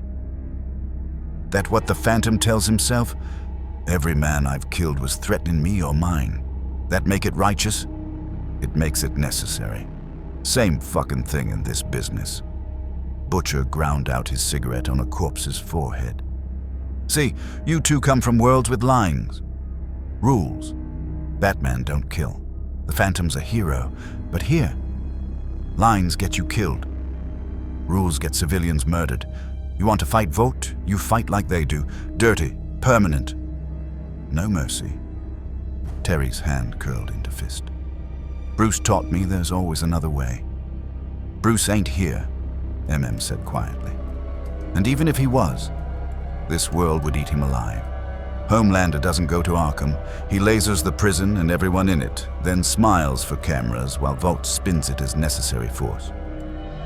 Frenchie finished photographing, pulling up files on his tablet. The team leader, this one, was responsible for 17 previous eliminations. Whistleblowers, reporters, activists. One was a single mother who documented Compound V trials on her daughter. They made it look like car accident. He showed the documentation. "This is not murder, this is pest control." "That's what every killer says," Terry argued. "That their victims deserved it, that it was necessary." "And sometimes they're right," Kit said quietly. Both Terry and Butcher looked at him. "The 23rd Phantom, my predecessor, killed 43 men in one night, Maximum Incare's executives, Enforcement Division leadership, scientists who'd created bioweapons. He walked into their headquarters and executed them systematically." "And?" Terry asked. "And Maximum Incor's genocide program stopped. Millions of lives saved. But my predecessor spent his last years questioning if he'd become what he fought." Kit's voice carried centuries of Walker family guilt. "The Phantoms killed when necessary for 400 years. Each one of us has asked if necessary is just what we tell ourselves to sleep at night." "Beautiful," Butcher said. "Philosophical crisis. Love it. But while you're debating ethics, Vaught's send in another kill team, and another. They don't stop until you're dead or compliant." MM moved to a weapons cache, checking inventory. "We've got a safe house in Newark. Can move there for a few days while heat dies down. But long term, we need offensive operations. Hit Vought hard enough they stop coming after us. Or we feed them information that makes them fight each other," Kit suggested. "Stormfront and Homelander's alliance is unstable. Their ideologies conflict. Stormfront wants Nazi purity. Homelander wants worship. We could exploit that." "How?" Huey asked, desperate for options that didn't involve more killing. Terry accessed the data they'd stolen. Stormfront's real identity, her connection to Frederick Vought's Nazi past. If we leak it properly, not to mainstream media that Vought controls, but to social media, influencers, the channels Vought can't suppress as easily, we could turn public opinion. Public opinion, Butcher scoffed. The public loves her. She's got 70 million followers. You think some Nazi revelation's gonna make them stop worshipping? It will if we do it right, Kid said. Stormfront's popular because she's playing white supremacist rage as traditional values. But actual Nazi affiliation? Video evidence of her in the 40s calling for genocide? That's different. That's undeniable. Kimiko signed rapidly. Frenchie translated. She says America forgave Nazis before. Operation Paperclip, Werner von Braun. Why would Stormfront be different? Because we make it personal, Terry said, his mind racing through strategic options Bruce had taught him. We don't just reveal she's a Nazi. We show victims, people she killed, families destroyed. Make it impossible to rationalize or forgive. Nodded slowly. Could work. But Vaught's PR machine is powerful. They'll spin it. Claim deepfakes, timeline inconsistencies, foreign disinformation. Then we need undeniable proof, Kit said. And we need Starlight. Starlight. Butcher's expression darkened. She's 7. She's complicit. She's conflicted, Kit corrected. She helped us before, warned us. She's got access we don't and motivation to see Vought exposed. She's also terrified of Homelander, Huey added. He's been pressuring her. Control games, psychological manipulation. She wants out, but doesn't know how. Terry remembered her face during the conference room confrontation. Genuine fear beneath superhero veneer. We give her a way out, help expose Stormfront, and she becomes the hero who brought down a Nazi. Public opinion shifts. Vought can't touch her without confirming everything. Or Homelander lasers her head off for betrayal, said. Risk she'll have to take, Butcher replied. Everyone's got a choice. Be Vaught's puppet or fight back and probably die. She wants redemption, time to earn it. Frenchie was already pulling up communications protocols. I can arrange secure meeting, encrypted. Location Vought doesn't monitor. But if she betrays us, then we die, Kit finished. But we die fighting instead of waiting for Vought to eliminate us on their schedule. The safe house fell quiet except for distant Queens traffic and the electrical hum of equipment. 3 corpses cooled on concrete. 7 people who'd chosen violence over submission debated their next move in a war where every option carried body count. Terry looked at the blood on Kimiko's hands, hands that had torn men apart to protect her friends. At MM's rigid composure, barely containing rage that his daughter lived in a world where corporations sold gods. At Huey's 1,000-yard stare, the trauma of watching his girlfriend splattered across pavement. At Frenchie's clinical efficiency, survivors' pragmatism developed through decades of war zones. At Butcher's savage grin, the smile of a man who'd lost everything and decided to burn the world rather than submit. This was the boy's method. This was what fighting Homelander required. Not heroism, not justice. Survival through superior violence and willingness to cross every line Vaught's opponents usually hesitated at. We do it, Terry said quietly. Contact Starlight. Plan the exposure. Hit Vought before they hit us. And the killing, Butcher asked, when the next team comes. When Homelander shows up. You're gonna fight clean. Terry thought about Bruce Wayne's principles. About the bright line between justice and murder that Batman had walked for decades. About all the times Bruce had chosen imprisonment over execution. Believing people deserved redemption. Then he thought about Robin splattered across pavement, about Compound V children dying in experiments, about Homelander smiling while he threatened to laser civilians, about Stormfront calmly discussing racial purity, about a world where heroes were monsters and monsters were celebrities. I'll fight to win, Terry said, whatever that takes. Kit met his eyes. The Phantom and Batman Beyond, two legacies built on justice, now preparing to embrace methods their mentors would question. Not corruption, not surrender, evolution, adaptation to a universe where playing by rules meant dying while evil prospered. "Then let's get to work," Butcher said. "Welcome to the fucking war, boys." The warehouse district in Red Hook provided the kind of abandoned infrastructure perfect for clandestine meetings or ultra-violent confrontations. Vought owned most of it, but hadn't developed yet, leaving shells of industrial America rotting beside the water. Kit and Terry waited on the roof of Warehouse 7, scanning approach vectors while Frenchie's drones provided aerial coverage and MM coordinated escape routes from a van 3 blocks away. Butcher insisted on coming, citing trust issues with supes, which everyone understood meant he wanted to intimidate Starlight into cooperation. She arrived by flight, landing with practiced grace that television cameras had made iconic. Civilian clothes tonight, jeans and hoodies instead of a 7 costume, trying to look less like America's sweetheart and more like Annie January. A 23-year-old woman who'd signed a contract with the devil and discovered the ink was blood. "You're taking a risk," Kit said as she approached. "Vought's probably tracking you." "I'm always being tracked." Starlight's voice carried exhaustion. "Phone, costume, subdermal tracker they implanted during standard medical screenings. But I've learned a few tricks. Borrowed the Deep's phone, he's at some aquarium orgy, and left my costume at Vought Tower. Gives me maybe 2 hours before Ashley panics." "Orgy?" Terry repeated. "Don't ask. The Deep's compensating for his wife leaving by fucking literally everything that swims." She shook her head. "That's not why I'm here. You said you had evidence about Stormfront?" Kit pulled up files on a secure tablet. "Stormfront is liberty. Frederick Vought gave her Compound 5 in 1945 as part of his Nazi super soldier program. She's 80 years old, was married to Frederick himself, and has spent decades implementing white supremacist ideology through Vought's corporate structure."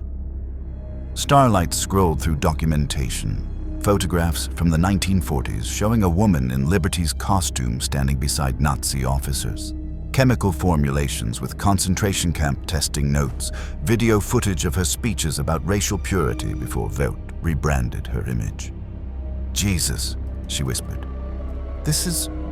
I knew she was racist. Everyone knows. But she plays it as traditional values and heritage pride. This is actual Nazi collaboration." "Vaught's entire foundation is Nazi science," Terry added, pulling up more files. Frederick Vought was part of Operation Paperclip, the program that brought Nazi scientists to America after the war. He used concentration camp data to perfect Compound V. Every supe in America exists because of research done on Holocaust victims. Starlight's hands shook. "The 7, Homelander, me, we're all products of genocide," Kit finished quietly. "Your powers came from experiments on children who died screaming. Vaught's marketing campaigns are built on mass graves." "Why tell me this?" Her voice cracked. "What do you want?" "We want you to help expose it," Terry said. "You're the 7's moral center, at least in public perception. If you reveal Stormfront's identity, if you stand against her, people will listen. People will think I'm trying to take her spot. Vought will spin it as professional jealousy between female supes." Starlight looked at them with something approaching desperation. "You don't understand how their PR machine works. Truth doesn't matter. Narrative matters, and Vought controls the narrative. Not if we flood every channel simultaneously." Frenchie's voice came through their comms. "Social media, live stream, independent journalists, international press. Release everything at once before Vought can coordinate response." "They'll still destroy me," Starlight said. "Homelander will..." The warehouse's metal roof exploded inward. Homelander descended through the hole like an avenging angel, cape settling dramatically, smile stretched too wide. Behind him came A-Train, moving so fast he seemed to teleport. Black Noir dropped from above, silent and lethal. The Deep crashed through a window, less impressive entrance, but he'd tried. Meeting with terrorists, Annie. Homelander's voice carried disappointment. And here I thought we were building trust. Kit and Terry activated combat protocols instantly, suits powering up, weapons drawing, tactical assessment running. 4 supes, all hostile. Odds, catastrophically bad. Homelander, this isn't... Starlight began. Isn't what? Treason, conspiracy, betrayal? His eyes flared red. Ashley tracked your borrowed phone, found your tracker disabled, got suspicious, and look what we found. America's sweetheart, plotting with masked vigilantes who've been stealing Vought secrets. We weren't plotting, Terry said, voice steady despite adrenaline screaming fight or flight. We were sharing information about Stormfront's Nazi connections. Oh, that. Homelander laughed. Yeah, we know. Frederick was a Nazi. So was Stormfront. Vought was founded on Nazi science. It's not exactly secret, it's just not public. Big difference. You knew, Starlight breathed. You all knew. Of course we knew, A-Train said, vibrating with nervous energy. It's in the orientation materials. Page 47. Right after the sexual harassment policy and right before the social media guidelines. And you're okay with it? Her voice rose. We're powered by Holocaust research and you don't care. Why would I care? Homelander drifted closer. They're dead. I'm alive. Their suffering gave me godhood. Seems like a fair trade. The casual sociopathy was breathtaking. Kit had fought maximum income executives who justified atrocities through profit margins. Terry had battled Neo-Gotham villains who killed for power. But Homelander's complete lack of empathy, his genuine confusion about why genocide should matter, represented something worse than evil. It represented evil that didn't understand it was evil. You're a monster, Terry said. I'm a god. Homelander's smile widened. Monsters are what gods create to test mortals. Now, here's what's going to happen. You 3 are coming back to Vought Tower. Annie, you're going to public relations re-education. Boys, you're going to research division where we'll disassemble your equipment and maybe keep you alive if you cooperate, and if anyone resists. His eyes flared brighter. Heat vision scorched the concrete between them, melting rebar like wax. I'll start with limbs and work my way up. Kit's tactical assessment screamed. Terry's cowl ran combat simulations. Every scenario ended in death. Homelander was functionally invincible. A-Train could attack faster than they could react. Black Noir was a trained assassin with superhuman abilities. Even the Deep had enough strength to break them, but the Phantom had faced impossible odds for 4 centuries, and Batman had taught Terry that no one was truly invincible. You just needed to find the weakness. We're not going anywhere, Kit said calmly, und 45's rising. Really? Homelander looked genuinely curious. You think those guns hurt me? Buddy, I've been shot with everything up to anti-tank missiles. Tickles. They're not for you. Kit fired. Not at Homelander, but at the warehouse's support pillars. Industrial explosives Frenchie had pre-positioned detonated in sequence. The building began collapsing. Terry grabbed Starlight, suit's flight systems activating, crashing through the weakened wall before Homelander could react. Kit's grappling line deployed, yanking him toward the exit as tons of metal and concrete fell. Homelander could have stopped them, could have lasered them mid-escape. Instead, he laughed, genuine, delighted laughter. Now that's what I'm talking about, actual tactics. He floated above the collapsing building. A-Train, Noir, hunt them down. Deep, you're useless here. Go back to your fish orgy. I'll handle Starlight. A train blurred into motion, chasing Terry's flight path with physics-defying speed. Kit hit the street running, Phantom training letting him navigate urban terrain like flowing water. Black Noir dropped from above, knives gleaming. The fight became 3 simultaneous battlefields. Terry flew evasively, Starlight clinging to him while A-Train pursued faster than sound. The speedster couldn't fly, but he could run up buildings, leap between rooftops, move so quickly the world seemed frozen to him. Terry's cowl predicted movements, calculated vectors, but A-Train kept adapting. He'd fought Batman-style tactics before. "I can help," Starlight shouted over wind noise. "You'll get killed." Terry banked hard, avoiding A-Train's grab. "I'm the 7. I can..." "You're terrified of Homelander and questioning everything. That gets you killed." He dove between buildings, hoping to lose A-Train in confined spaces. Didn't work. The speedster followed, grinning with cocaine and compound V confidence, heart probably seconds from exploding but too high to care. Kit fought Black Noir in an alley.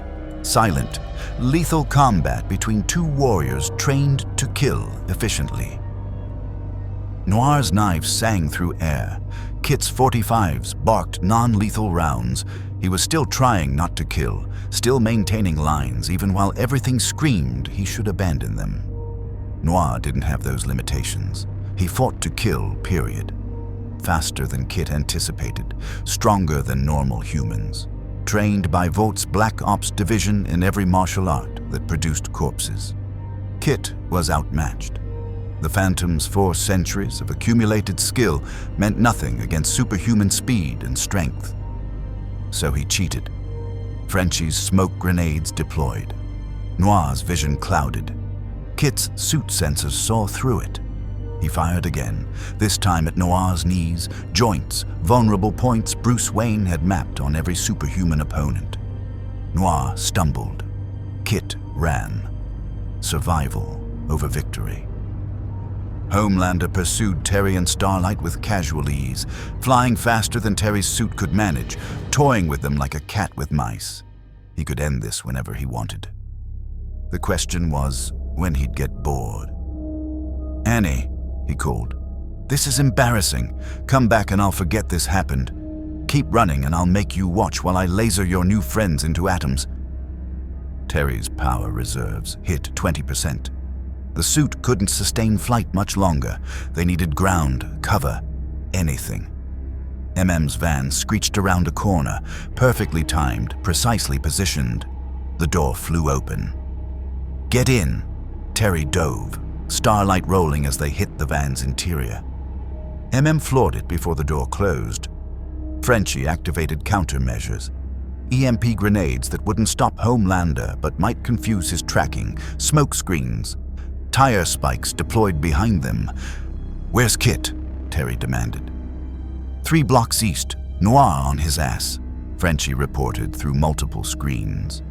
"Butcher's moving to intercept. Butcher's going to get killed. Butcher's done this before." On the screens, Kit turned a corner into an ambush. Butcher stepped from shadows, not with guns, but with something worse. A vial of Compound V, the temporary enhancement serum. He jammed it into his own neck and roared as power flooded his system. 24 hours of superhuman strength. Cost, probable brain tumor. Benefit, even odds against Black Noir. The 2 super beings collided in brutal close quarters combat. Butcher fighting with vicious street tactics augmented by temporary godhood. Noir's trained precision against Cockney rage given physical form. Kit used the distraction to disappear, Phantom's specialty. The ghost who walks didn't fight battles he couldn't win. He vanished into urban shadows while Vought's supes searched. Homelander floated above Red Hook, seeing everything, choosing not to pursue. The hunt had been fun. The escape had been entertaining. Killing them would be easy, but breaking them. That took time, and Homelander had learned patience. "Let them run," he said to A-Train and Noir through comms. "They'll need to regroup eventually. When they do, we'll be waiting." In MM's van, racing toward Newark's safe house, Terry watched tactical displays while Starlight hyperventilated and Frenchie calculated casualties. The ambush had been a disaster.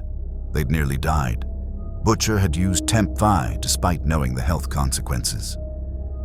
And they'd accomplished nothing except confirming Homelander could kill them whenever convenient. "We can't fight him," Starlight said through tears. "Nobody can fight him. He's too strong." "Everyone's got weaknesses," Kit's voice came through comms. "He'd made it to Extraction Point Alpha.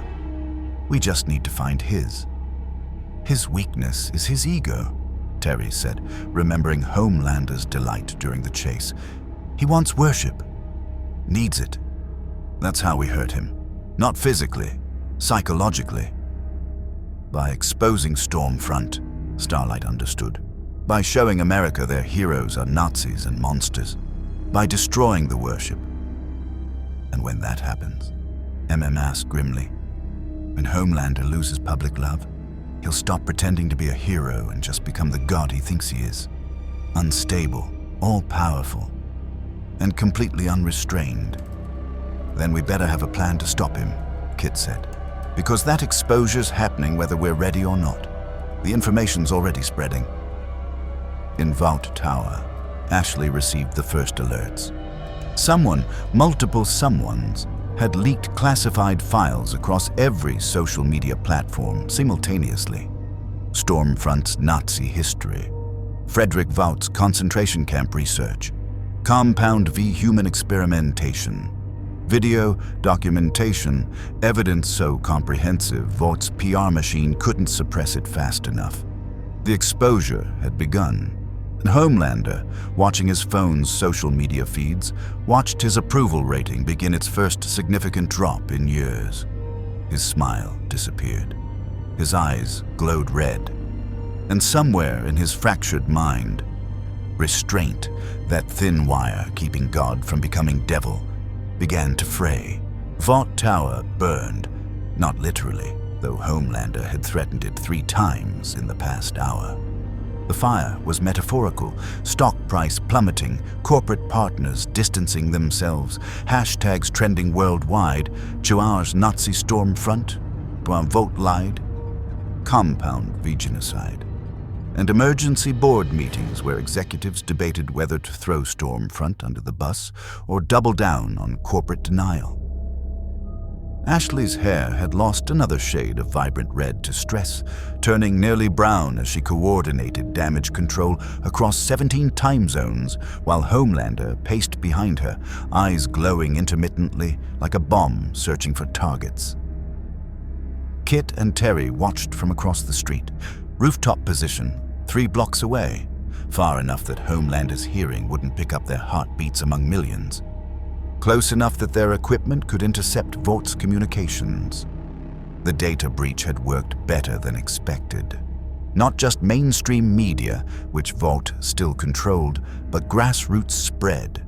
TikTok videos with millions of views, Twitter threads going viral, Instagram influencers who'd built careers promoting the 7 now posting apologies and exposés. YouTube channels dissecting every frame of evidence. The internet had decided Vought was evil, and once that verdict crystallized, corporate spin couldn't reverse it. "Stocks down 43%, Terry reported, monitoring financial markets through his cowl. "Major sponsors pulling contracts, Congress calling for investigations." Homelander's approval rating dropped to 38%, Kit added, tracking social media sentiment. "First time below 50 since he debuted. And he knows." Frenchie's voice through comms carried tension. "Vought Tower communications are chaos. He's demanding Ashley fix it, threatening to laser the entire PR department. Stormfront's trying to calm him, but..." He paused. Merde, he just threw her through a wall. The relationship was fracturing. Homelander didn't care about Nazi ideology. He cared about worship. Stormfront had become liability rather than asset, her ideology now threatening his public image. The narcissist was cutting off the infected limb to save himself. "Where's Starlight?" Terry asked. "Vought Tower. They locked her in." MM's voice came through. "She tried leaving after the exposure went live. Ashley has security on her door, not holding her prisoner, officially." Just protective custody during crisis management. Translation: hostage. Vought would parade her in front of cameras as proof the Seven were still heroic while figuring out how to permanently silence her later. "We need to extract her," Kit said. "Extract her from Vought Tower while Homelander's on rampage."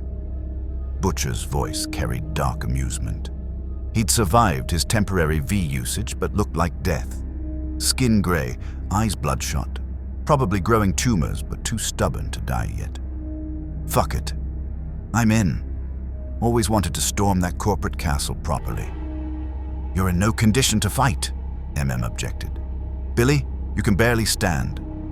"Then I'll die doing something productive instead of pissing blood in a safe house. Besides, Homelander's distracted. Best time to hit him." Kit's tactical assessment agreed, against every survival instinct. Homelander was psychologically destabilized, Vaught's infrastructure was overwhelmed, and security would be focused inward on protecting executives rather than defending hostages. It was suicidal. It was also their only window. "We go in fast," Kit said. "Terry and I extract Starlight. Butcher and MM provide distraction. Frenchie handles electronic countermeasures. Kimiko stays as backup for emergency extraction." "What about Huey?" Terry asked.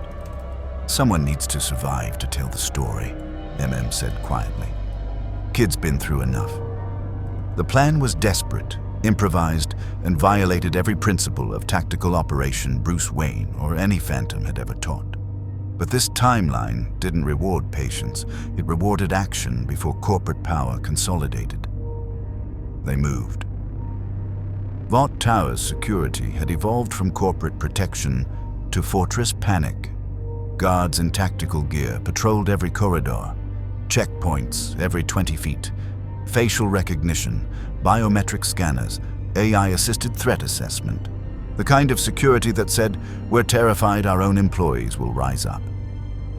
Kit and Terry bypassed 90% of it through vertical insertion, grappling lines to the tower's exterior, then cutting through reinforced windows on the 47th floor where Starlight was held. Frenchie's virus had given them a 3-minute window where security cameras would loop harmless footage. 3 minutes to get in, grab her, and escape before Vaught's systems compensated. They had used 40 seconds cutting through the window. Starlight sat on her apartment's couch, prison disguised as luxury penthouse, wearing civilian clothes and staring at her phone where social media eviscerated her. Not for exposing Stormfront, for being complicit, for staying in the Seven while Nazis walked freely, for prioritizing career over morality. The mob had decided she was guilty too, and mobs didn't accept nuance. "We're getting you out," Terry said, cowl retracting so she could see his face. Trust building through vulnerability. "To where?" Her voice was hollow. "Every outlet's calling me a collaborator. They're not wrong. I knew Vought was evil. I stayed anyway." "You stayed because leaving meant death," Kit said. "That's not collaboration. That's survival." "Tell that to Twitter." "Fuck Twitter," Terry said with surprising vehemence. "Social media's just another mob. They'll turn on us eventually too. What matters is what you do next." "Which is what? Hide, run. Vought will hunt me. Homelander will..." She stopped. Homelander's scream echoed through the tower, inhuman rage transmitted through steel and concrete. "He's losing it," Kit said, tracking the sound. 90 floors up.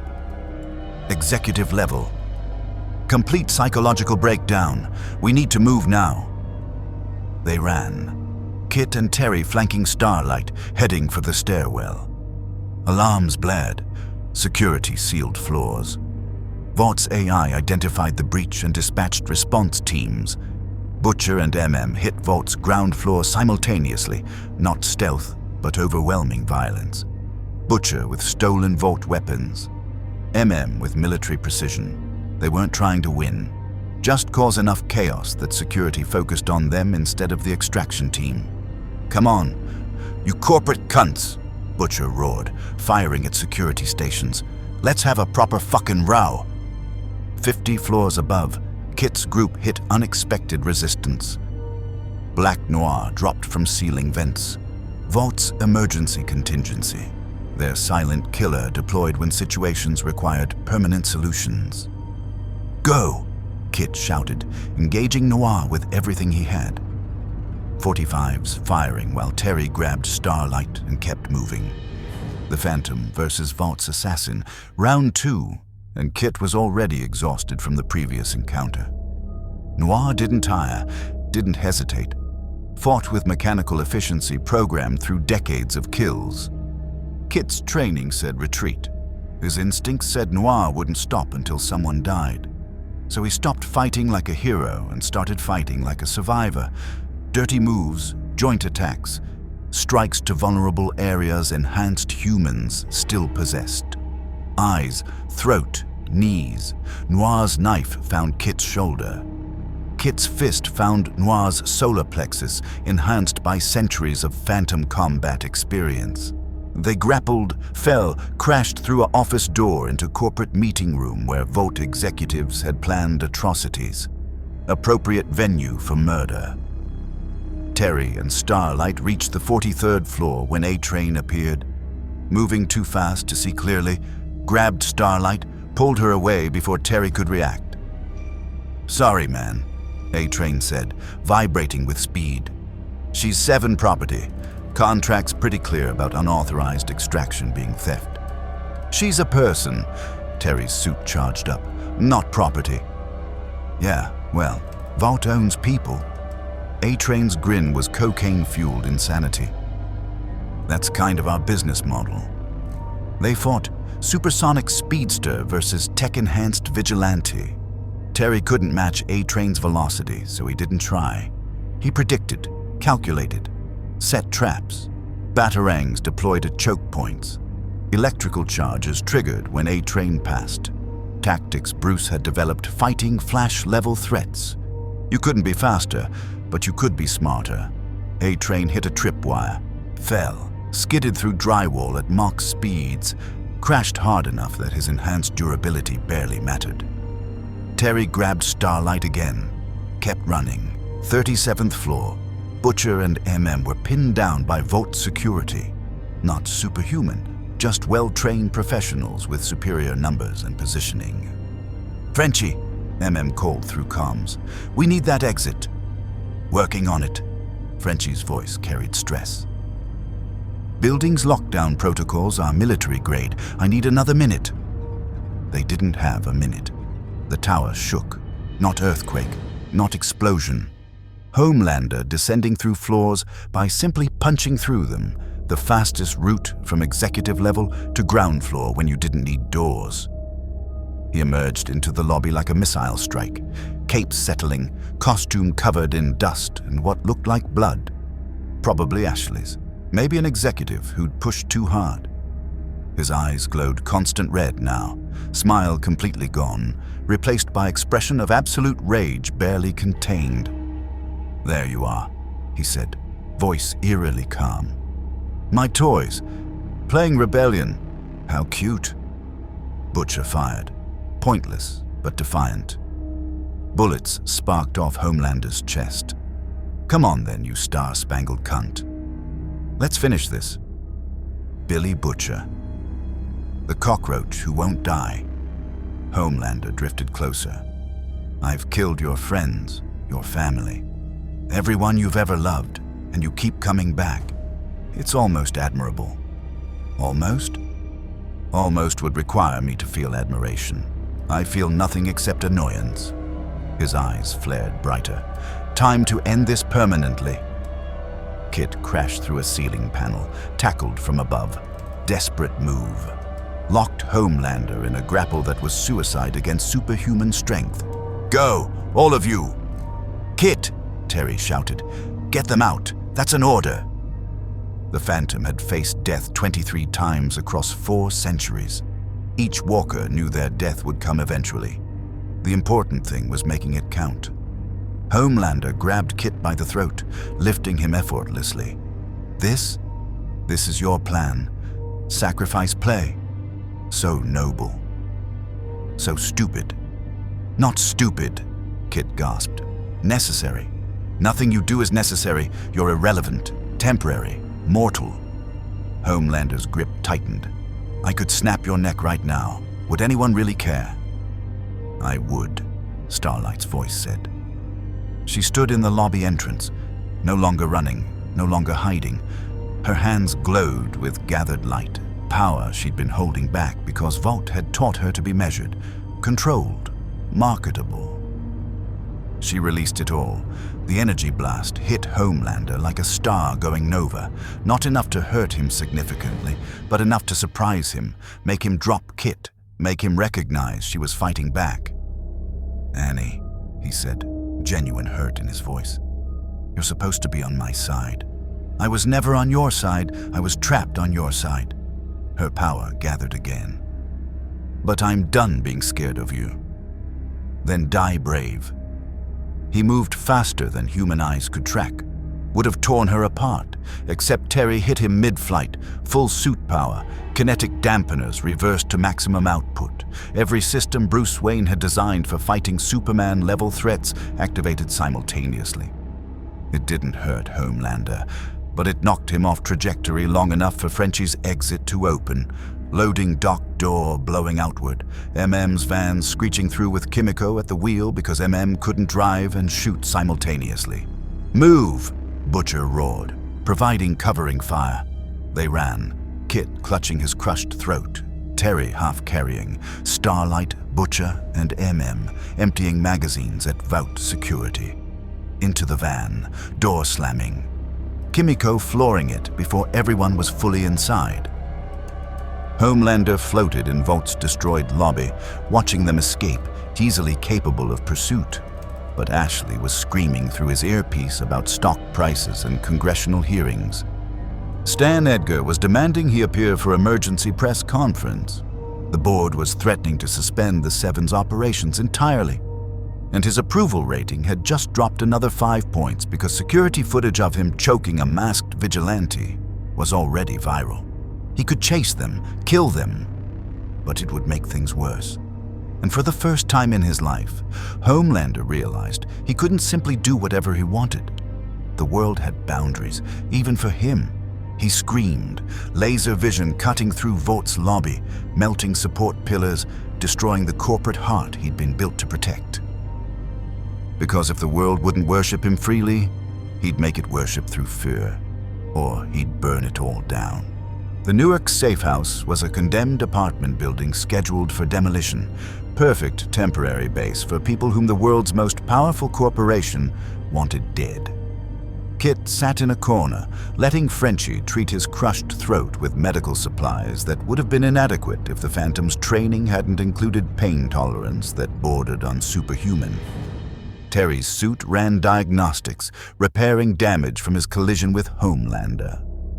Starlight stared at her phone, watching her life disintegrate in real time as social media decided she was villain, victim, hero, and traitor, simultaneously depending on which hashtag you followed. Butcher drank despite MM's protests, celebrating survival and probably accelerating the tumors currently destroying his brain from temporary compound V exposure. We won, Huey said uncertainly, arriving with supplies. Right, Stormfront's exposed, Starlight's free, Vaught's stock crashed. We won? We survived, MM corrected. That's not the same as winning. Vaught's wounded, Kit rasped, voice damaged but functional. Not dead. Wounded corporations are dangerous. They'll do anything to recover. Terry pulled up news feeds. The media narrative was fragmenting beautifully. Some outlets, Vought-controlled, called the exposure foreign disinformation. Others recognized it as truth too documented to deny. Congressional hearings were scheduled, international investigations launched. Compound V's military applications faced scrutiny. But the Seven's approval rating, while damaged, hadn't collapsed. 35% of Americans still supported them, still worshipped Homelander, despite everything. Still believed corporate superheroes were necessary for security. People don't want truth, Starlight said bitterly. They want comfortable lies. Vought gave them gods. Admitting those gods are monsters means admitting they worshipped evil. Some people will never accept it, Kit agreed. The Phantom knew how cults worked. Ideology wasn't defeated by evidence, only by time and better alternatives. But enough people are questioning. That's how change starts. What about Homelander? Frenchie asked, monitoring Vought Tower communications. His psychological profile shows complete deterioration. He's threatening executives, ignoring orders. Ashley's terrified he'll massacre the board. He will eventually, Terry said. That's what happens when narcissists lose worship. They replace love with fear. So we created a bigger monster, Huey said. Great plan. We created an exposed monster, Kit corrected. Before, Homelander could do anything and the public would justify it. Now, every action's scrutinized, every threat's documented. We've put him in a cage made of public opinion. Cages made of opinion don't hold gods, Butcher muttered. He'll break it. Probably soon. The room fell silent. They'd won a battle by exposing Vought's Nazi foundations and liberating one member of the Seven, but the war remained. Homelander still alive, Vought still functional, Compound V still creating superpowered assets for corporate control. What's next? MM asked. We can't stay here long. Vaught's got every intelligence asset hunting us. Kit looked at Terry. Two vigilantes from better futures, now trapped in a present where they'd become terrorists, freedom fighters, and potential martyrs, depending on perspective. The Phantom and Batman Beyond. Legacies built on justice, now operating outside every law to fight a system that had made evil legal. We keep going, Kit said. Document more evidence, expose more crimes, make it impossible for Vought to operate. Until Homelander kills us, Huey said. Until we find a way to stop him, Terry corrected. Every enemy has a weakness, even him. His weakness is psychological, Starlight offered. He needs validation, needs to be loved. That's why the approval rating drop destroys him. It's not physical damage, it's identity death. So we keep destroying his image, Frenchie said, understanding. Not through direct assault, but systematic exposure, every crime, every cover-up. Make him toxic, make the public turn completely. And when they do, MM challenged. When America fully rejects him, what stops him from just lasering a city? Us, Kit said simply. We do. It wasn't a good answer. Wasn't even a confident one. But it was all they had.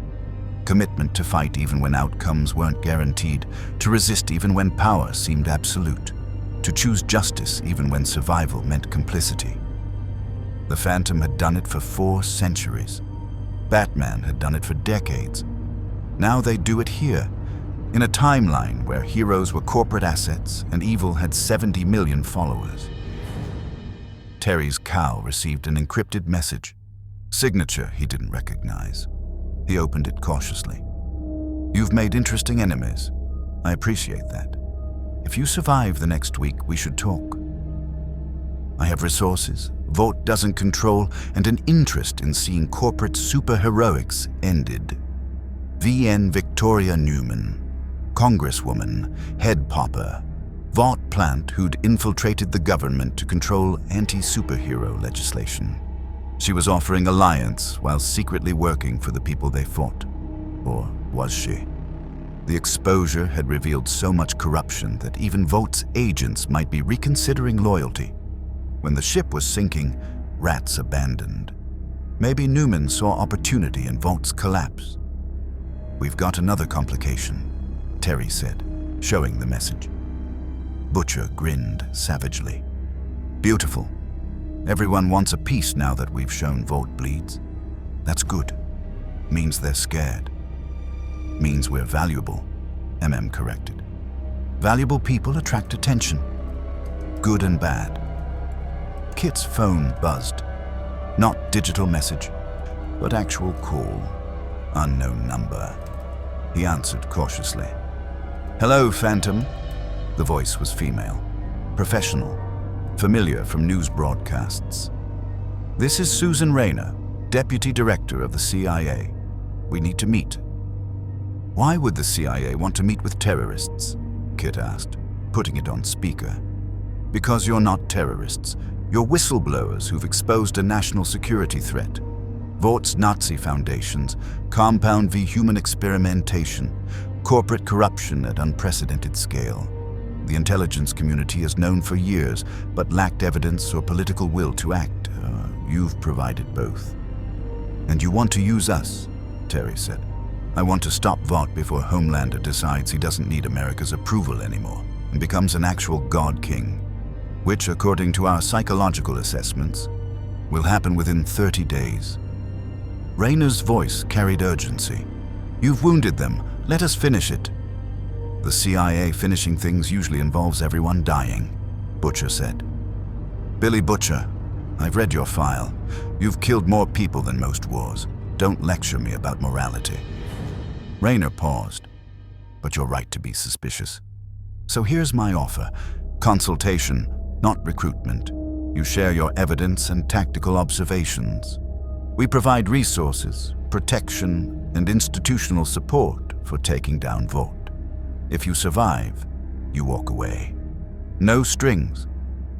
"There are always strings," Kit said.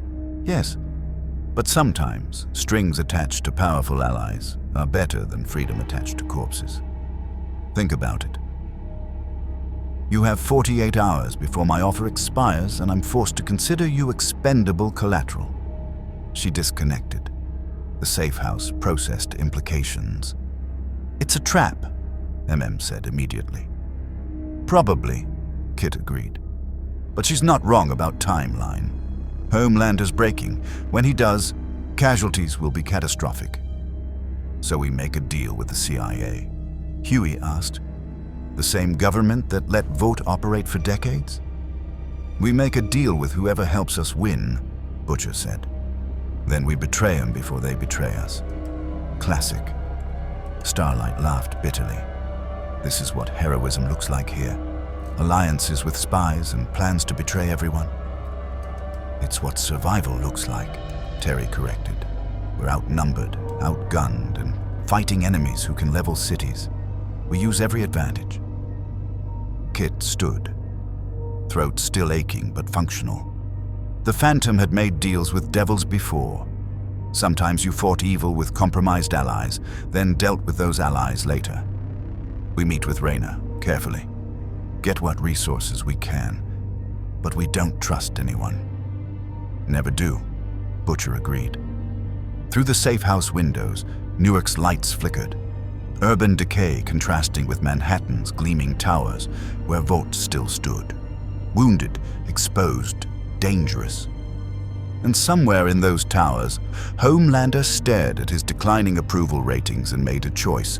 If the world wouldn't love him freely, he'd make them love him through fear, or he'd burn it all down and rule the ashes. Kit and Terry stood on the safe house roof later that night, watching Manhattan's skyline. Two vigilantes from futures where they'd won, now trapped in a present where victory meant survival and justice meant whatever you could achieve before corporate power crushed you. "We're not heroes here," Terry said quietly. "We've killed. We've worked with murderers. We've become what we fought against." "No," Kit corrected. "We've adapted. The Phantom spent 4 centuries learning that justice isn't static.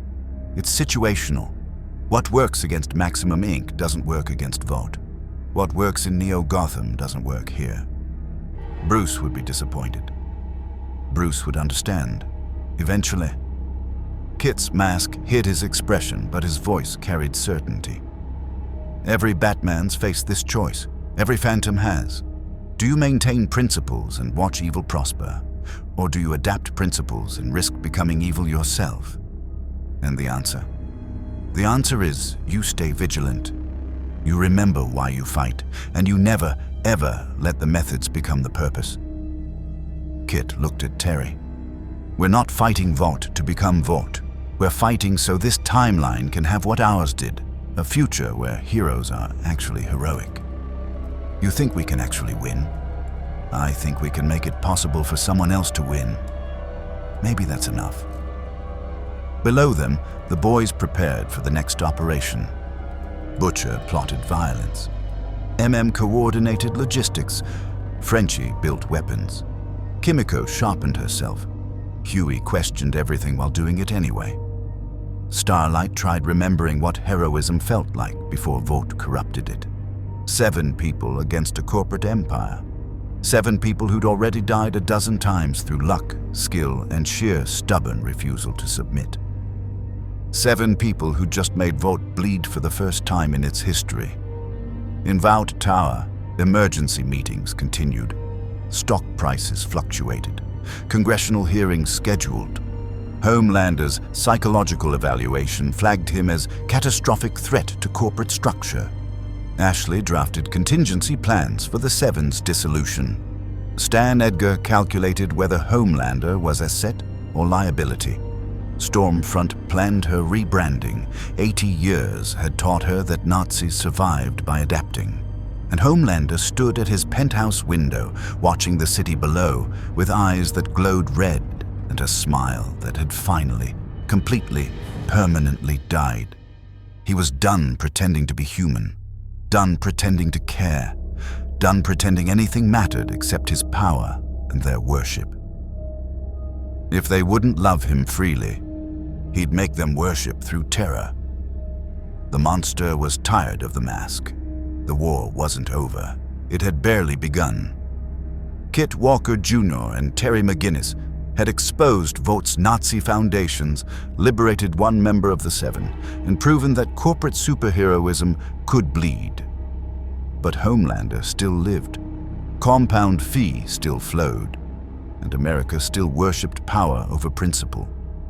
The Phantom and Batman Beyond had become terrorists, freedom fighters, and symbols simultaneously. Proof that in the boys' universe, heroism meant adapting to darkness without letting darkness consume you. They'd killed, they'd compromised, they'd worked with murderers and made deals with devils, but they hadn't stopped fighting. In their futures, they'd won against corporate evil. Here, victory meant surviving long enough to make victory possible. Teaching the boys that justice required more than revenge. Showing Starlight that heroism could exist outside corporate control. Proving to a world that had forgotten what real heroes looked like that power without accountability was just another word for tyranny. Whether they lived or died didn't matter as much as what they'd started. A resistance that couldn't be suppressed, evidence that couldn't be buried, and the dangerous idea that maybe, just maybe, gods could bleed after all. The fight continued. The corruption remained. But now, the monsters knew they weren't untouchable, and that changed everything. Thank you for watching. Please like and subscribe.